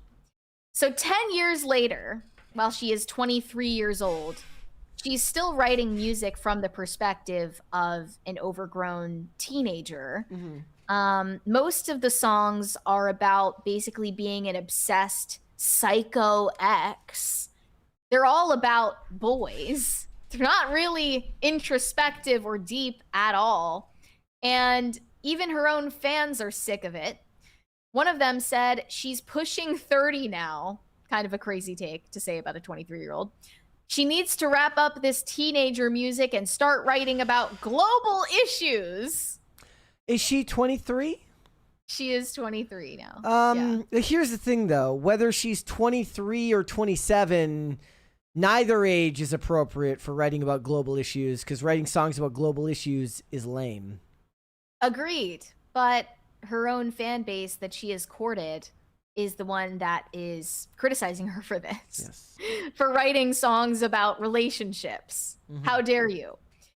But I mean, if she's talking about the complexities of girls her age, I suppose it would be about boys in relationships. It's just nothing new at all. It's very pretentious. Right. You know, someone who actually has written about complexities of the female psyche, who never gets the credit for it, is Lana Del Rey. I was just like, I had taken a long hiatus from listening to Lana's music and recently started listening to it again. And I was just taken aback at the lyrical content. I mean, her voice is incredibly unique and beautiful as well, but the lyrical content of her songs is, it's just impeccable. So one of them is from 2021, Chemtrails Over the Country Club. And you're going to love this because she uses the word normality. Oh, I love it. Basically, it's a song with a very provocative title that makes you start thinking about conspiracies and coastal elites. But it's a song about how you can create a very beautiful and peaceful existence in a bubble of your own making while the world around you is chaotic and makes no sense. And she's singing about how she lets this beautiful normality settle down over her. And she takes a joy and whimsy in washing her hair and doing the laundry and talking about nothing and living a normal life. All of those things, which really should be celebrated because they're part of the human experience, are looked down upon by the people who run the music industry because they have to write songs about either sex and things like that, or they have to write songs about large-scale global issues because that's all that really matters. And that is a form of psychosis that has now infected a large amount of the population, where suddenly you're looked down upon for daring to just live your own life and not care. Yes. This literally happened. I was on the green room like the other week during like before an IRL appearance. I think I ended up not going on IRL that night, but basically it was during one of these redistricting cases, and I basically said like, yeah, I don't know. Like Republicans did it in Texas. I don't care. Like I don't care. Like I'm allowed to not care. And somebody was basically like, why doesn't Brett care about these people who are going to, you know, and then it got like hyperbolic. Like they're going to try to kill you, or they're like, these people hate you.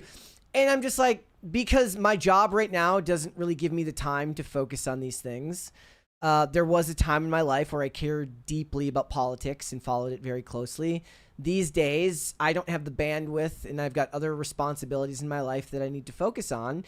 If you do, that's fine and that's great. And I applaud you for taking a deep interest in the welfare of the country. But I refuse to be like shamed for not giving a fuck about redistricting. I don't care. Yeah. Look, and to my own detriment, right? To my own detriment. Perhaps it will come back and we'll end up with a Kamala Harris presidency because of that. And we'll end up in a communist revolution and we'll all be told to face the wall. Maybe that happens. Or maybe I just wake up the next day and go to work and get taxed a little bit more. Whatever it is, I won't be shamed for it. Well, that's why I was thinking that's really in line with your worldview as I listened to that song and a lot of her recent music. But Lana has been dragged for most of her career by other people in the music industry because she doesn't write about the things that are the most celebrated, which is like, you know, singing about your vagina and singing about like being a bad bitch who doesn't need a man and singing about, you know, I guess global issues. Who is singing about global issues, by the way, at least amongst Gen Z pop stars? Well, what are the pop stars making like, is there like a song about it's hot in here, but they're talking about climate change or something? Like, I'm sorry, learning about. Did Nelly do that? Like, did Nelly make It's Getting Hot in Here, but it was for like the global climate change initiative? Fuck you. Singing about, you know, human relationships and universally relatable experiences is always going to be more interesting than all of that other stuff. And that is one reason among many why I love Lana and think that she is so underrated. But people like Olivia Rodrigo in this new generation of pop stars are woefully lacking in both like lyrical skill, but also and vocal talent, but also like the emotional depth that it takes to write songs that people love, that they remember for their entire lives. And it's you know, I think it's proof that, you know, Lana, as an exception to that rule, is committed to maintaining a rich interior life. And that is just something that is lost on people in Olivia Rodrigo's generation. And I'm sorry, but if you're going to make music that speaks to that type of crap, it's usually, if it's going to be good and widely received, it's layered enough that people don't think about it. Yeah. Like nowadays, people bring up the song Imagine, right? And the lyrics spell out clearly what they're talking about. But the song itself was constructed in a way that spoke to its time, you know, to the people of its time period. And if you listen to it without listening to the lyrics, it's still a song that would resonate with a lot of people, even if they're not communists. Right? Because of the construction of the song. The music that's best made is going to be layered enough where there's maybe not a layer of deniability, but there's enough there that somebody can listen to it passively and not have to like be energetic because you're speaking about global issues with your lyrics. Well, it's also, I'll call back to Taylor Swift's recent interview with the New York Times where she was complaining about the internet. It's like, oh, everyone is so obsessed with my ex-boyfriends. Like, stop trying to do a paternity test on my songs. Meanwhile, all of your songs are about shit that we're watching you do in your real life, and you're specifically writing about real people who tend to be other celebrities. Of course, that is going to draw public interest. And it's not because you're a woman, so we're investigating your vag, okay? But, you know, these are the types of people. I'll bring up one example from an Olivia Rodrigo Stan account. This is who she's catering to. Not to sound parasocial, but this song made me so sad for Olivia. I truly cannot believe she was treated that way. I can't believe people perceived her relationship as perfect, while behind closed doors, it was probably the opposite. Oh boy. Get a life of your own. Also, you prefaced it by saying not to sound parasocial. You did.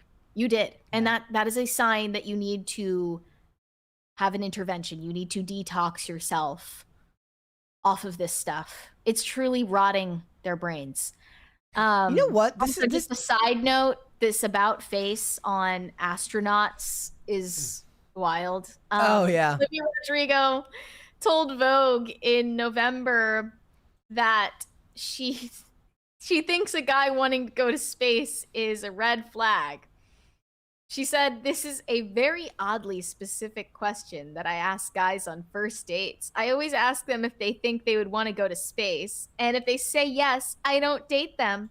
I just think if you want to go to space, you're a little too full of yourself. I think it's just weird." And then she met the Artemis crew. Dun, dun, dun, dun. There she is, taking photos with the Artemis crew. She's like, when I said that, I wasn't talking about you guys. Maybe she means, you know, it's only cool if you've already gone to space. That's a fair. Then you're not a red flag. It's a fair steel man to be like, okay, if it's a dude and he works at the 7-Eleven and says he wants to go to space, it's a red flag to her. But if she's talking to a dude and he's got a NASA internship, then she's just then she just doesn't have any faith in the guy working at the 7-Eleven. I'm just so tired of the fake, like, tough girl persona. Like, I hate that. And I'll just say again about Lana. Most of her music is about this, like, self-destructive impulse in her and many women to chase the feeling of being desired and loved and cherished by a man to no avail. Like, that is the focus of so much of her music, and it's why she was criticized for not being feminist enough. Yeah. Because so much of her music is about essentially like revolving around her desirability to men and doing self-destructive things for love, or at least, you know, the pastiche of love. So that's why she's not, you know, empowerment boss babe enough to truly be embraced by her industry. Olivia Rodrigo, Sabrina Carpenter, Taylor Swift, all the rest of them have towed the line. And that's why they got returns for it. And on top of that, Lana is not someone who's drawn to the awards and the streaming numbers and the wealth. Like, she's not driven by any of those things. She just creates because she wants to. It's coming out of an organic desire in her soul. But anyways, let's read the super chats. Let's go to super chats. Now that I've gotten that off my chest. Somebody in the chat asked if I listened to Atmosphere growing up. And then I listed Atmosphere Unknown Prophets, which is very different from Lost Prophets. Those are not the same thing.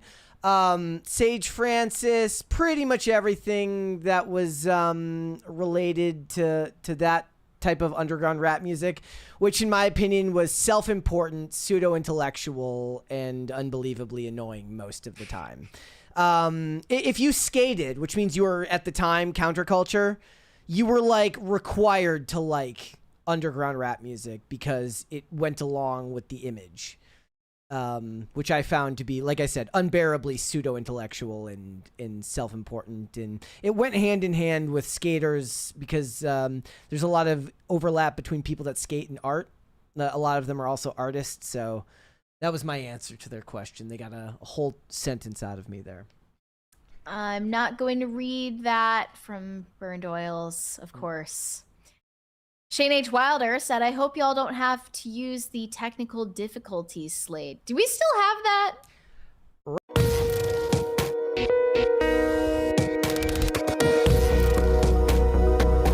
We're back.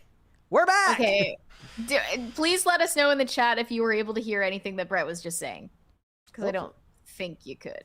We should know that, though. Yes, Dingus Khan, don't ever look up what the singer of Lost Prophets did. I think that guy died, though. Am I wrong about that? Wait, I think that guy. I don't know about you this. You don't want to. It's the most horrific story in the history of music. It's awful. Ew. Okay. Yeah.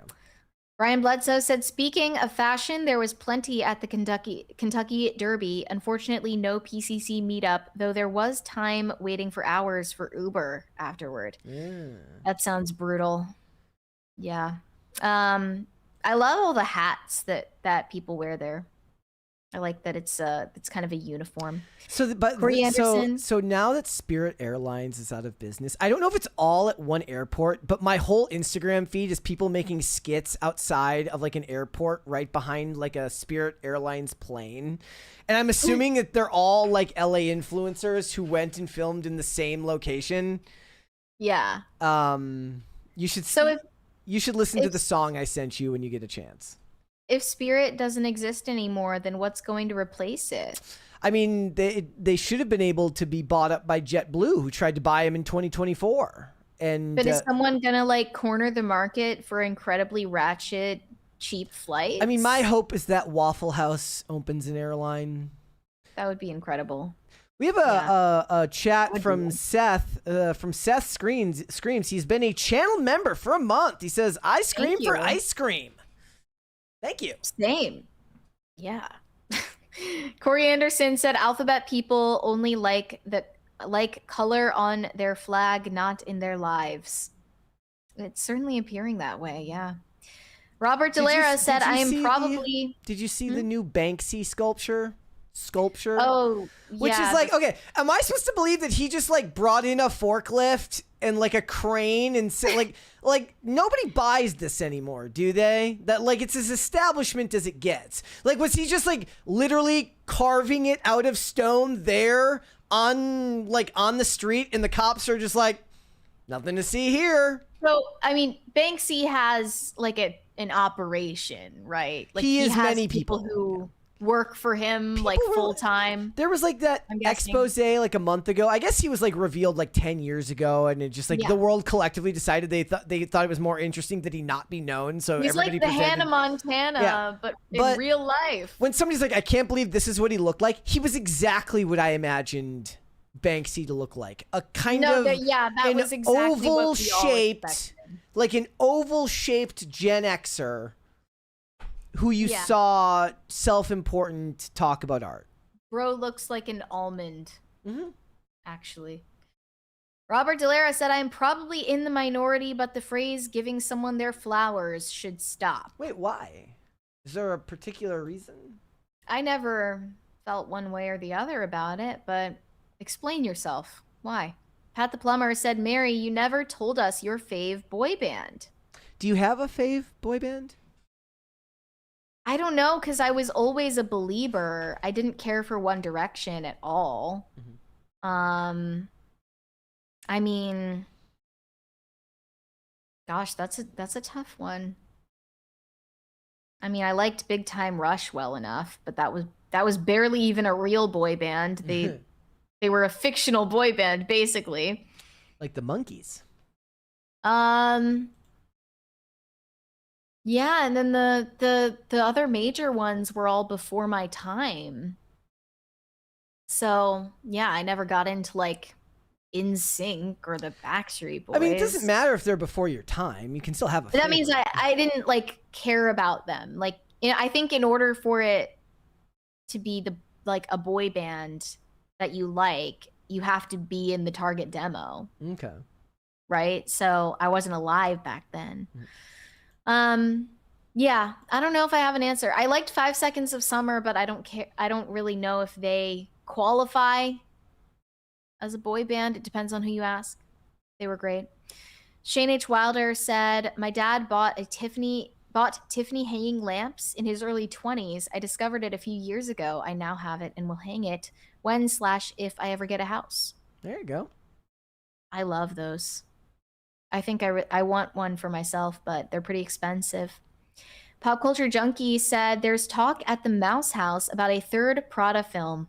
They really want to not have a huge time gap that this second film had, 2030 release at latest. Well, there is a third book, so I was guessing it would end up there, yeah. What's that one called? The Devil Wears Gucci? Well, I've never read any of the books, so I don't know if it even matters. They could probably just make it up as they go along. Let me see. I don't know if I would care. There is The Devil Wears Prada, and then Revenge Wears Prada, The Devil Returns, and then... Devil's Triangle Wears Prada. This is so bad. The last one was written in 2018, and it's called When Life Gives You Lululemon. I hate everything. Clever. Oh my gosh, it is so clever. I hate everything. Just end it now. Okay. Anyway, Corey Anderson said, met Tate and Charles at the All That Remains show on Saturday. Super nice guys. Charles was even crowd surfing. I can't tell if that part is sarcasm or not, but that's awesome. Why didn't you go, Brett?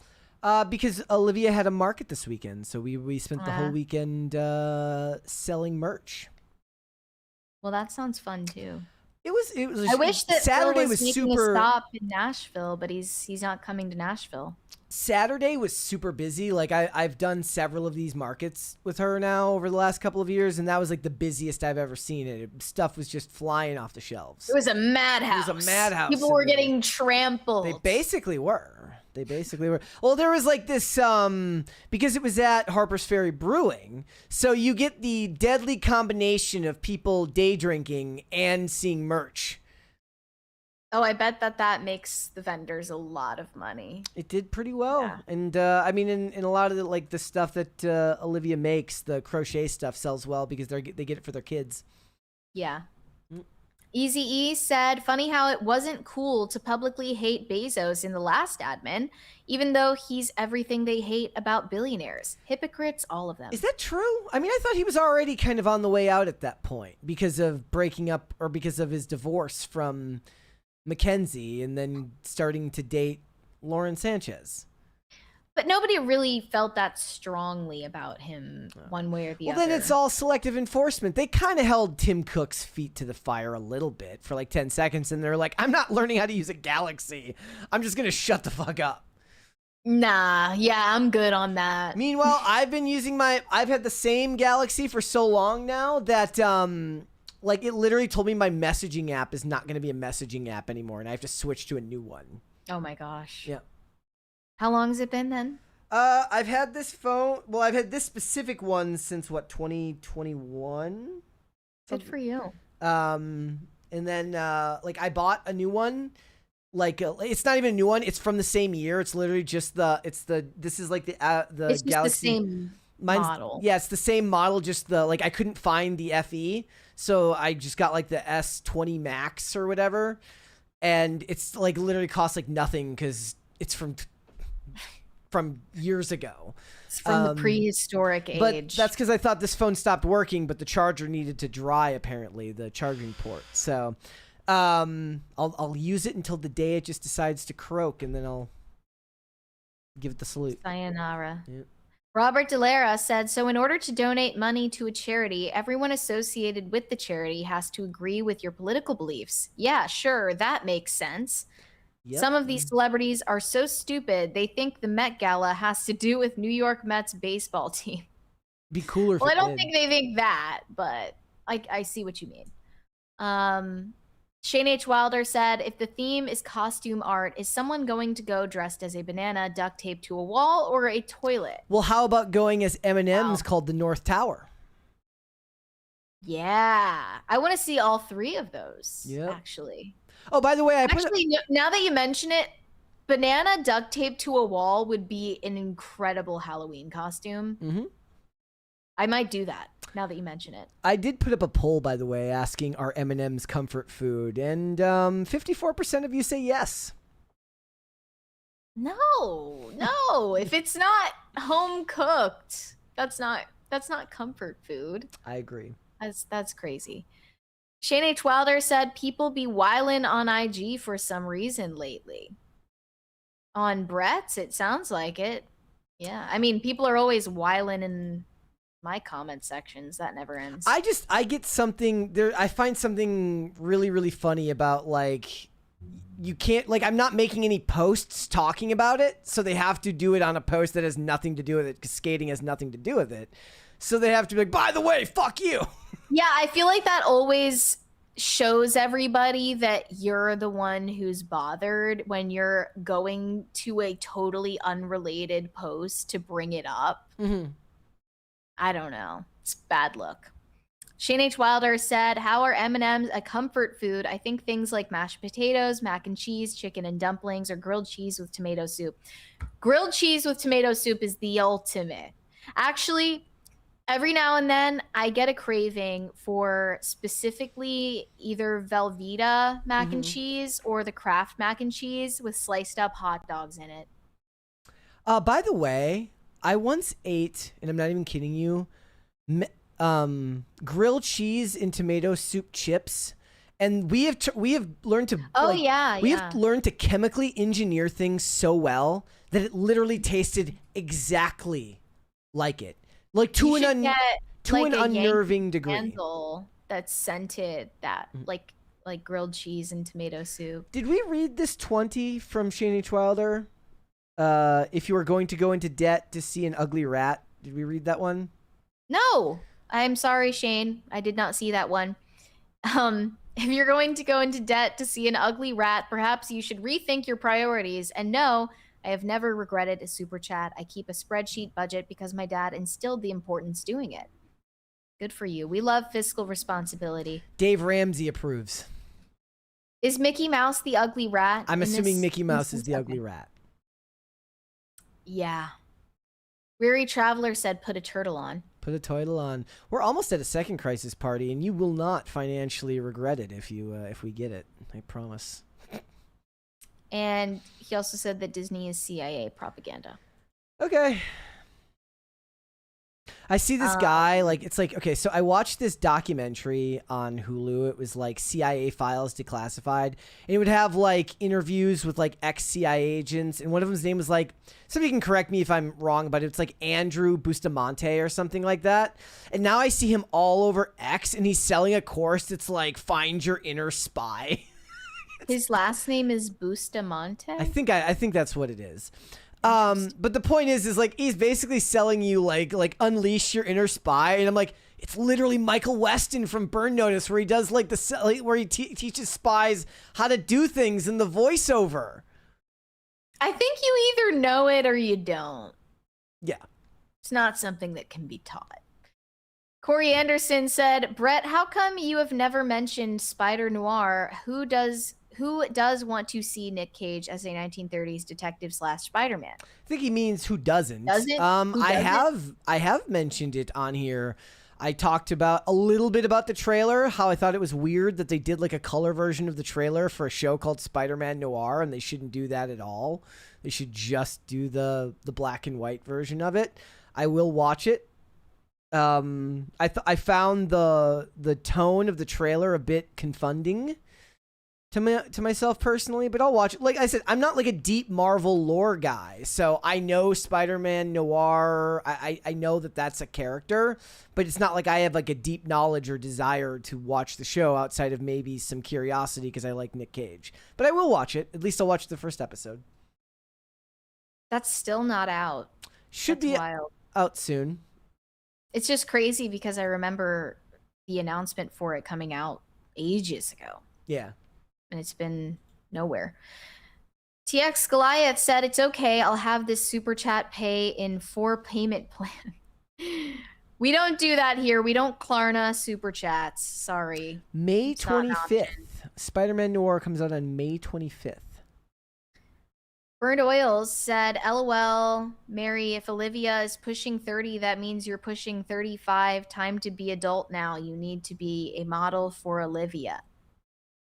So you need. I don't know what that means. Does that mean like you need to go and do something to be a model for Olivia Rodrigo? I don't think she knows who I am.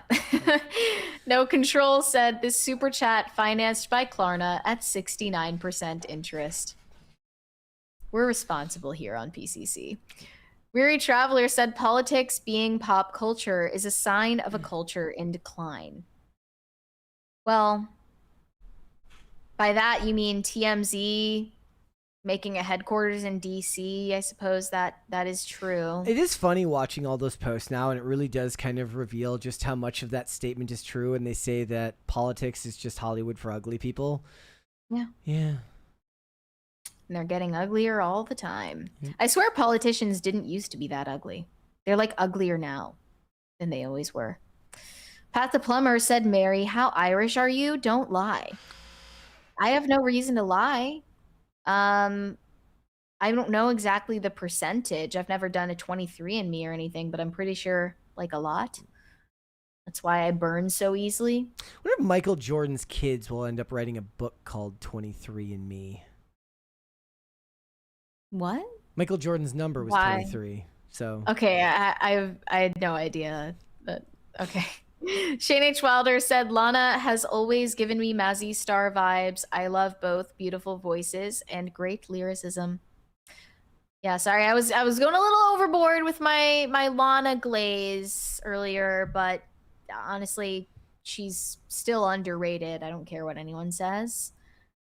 Burned Oil said, thank you.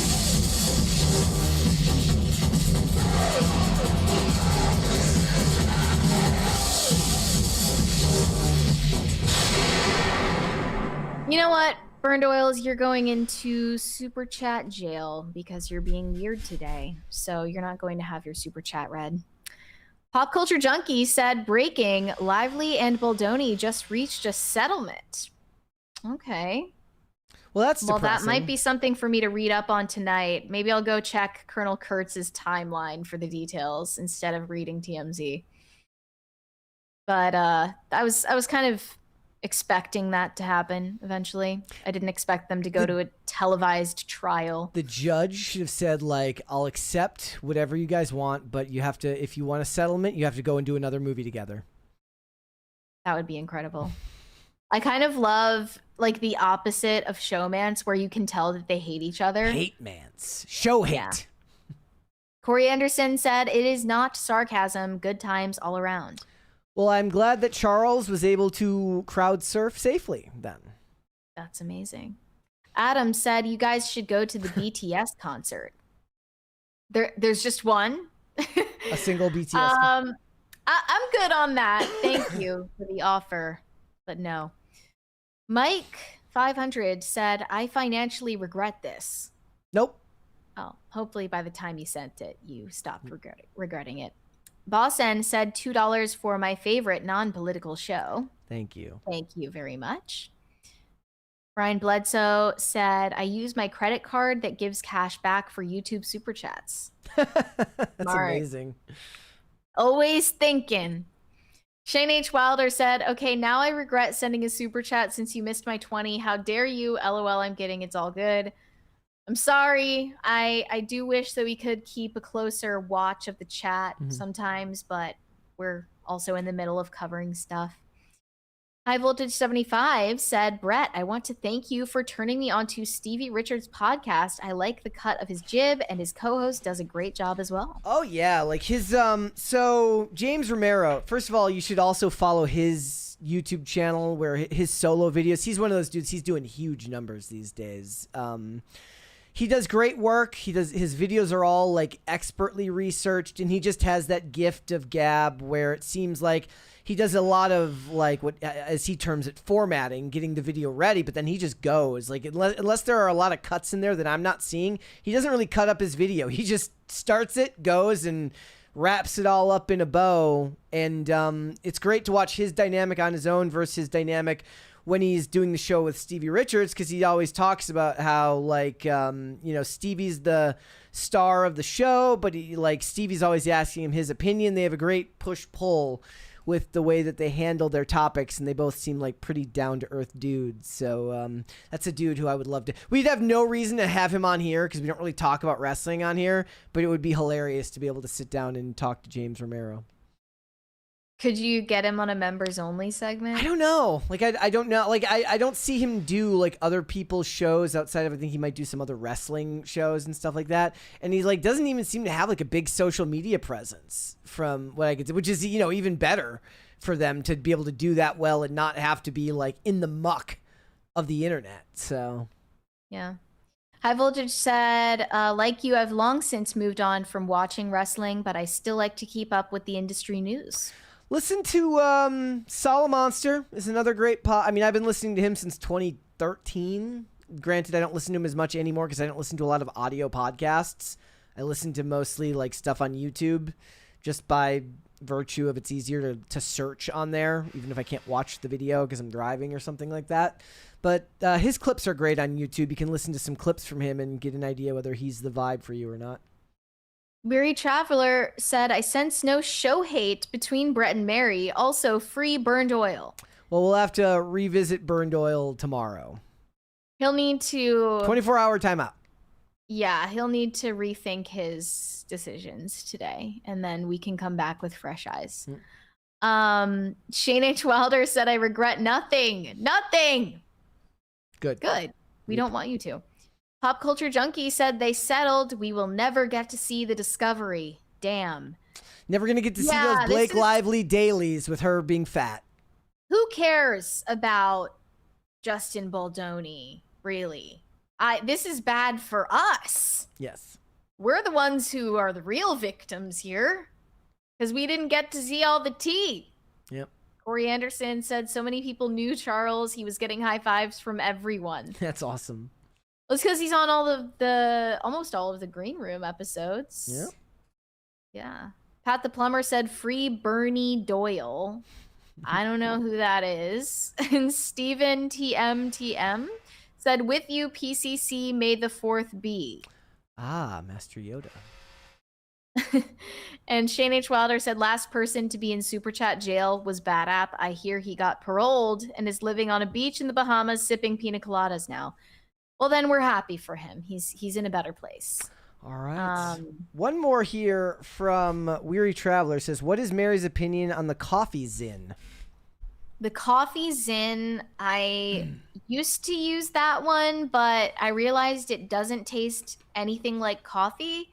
It's actually got this weird sort of, I don't know, it was like a cherry, like fruit medicine sort of aftertaste that I did not care for. So disgusting. I don't get those anymore. I only get citrus and cinnamon. That's it.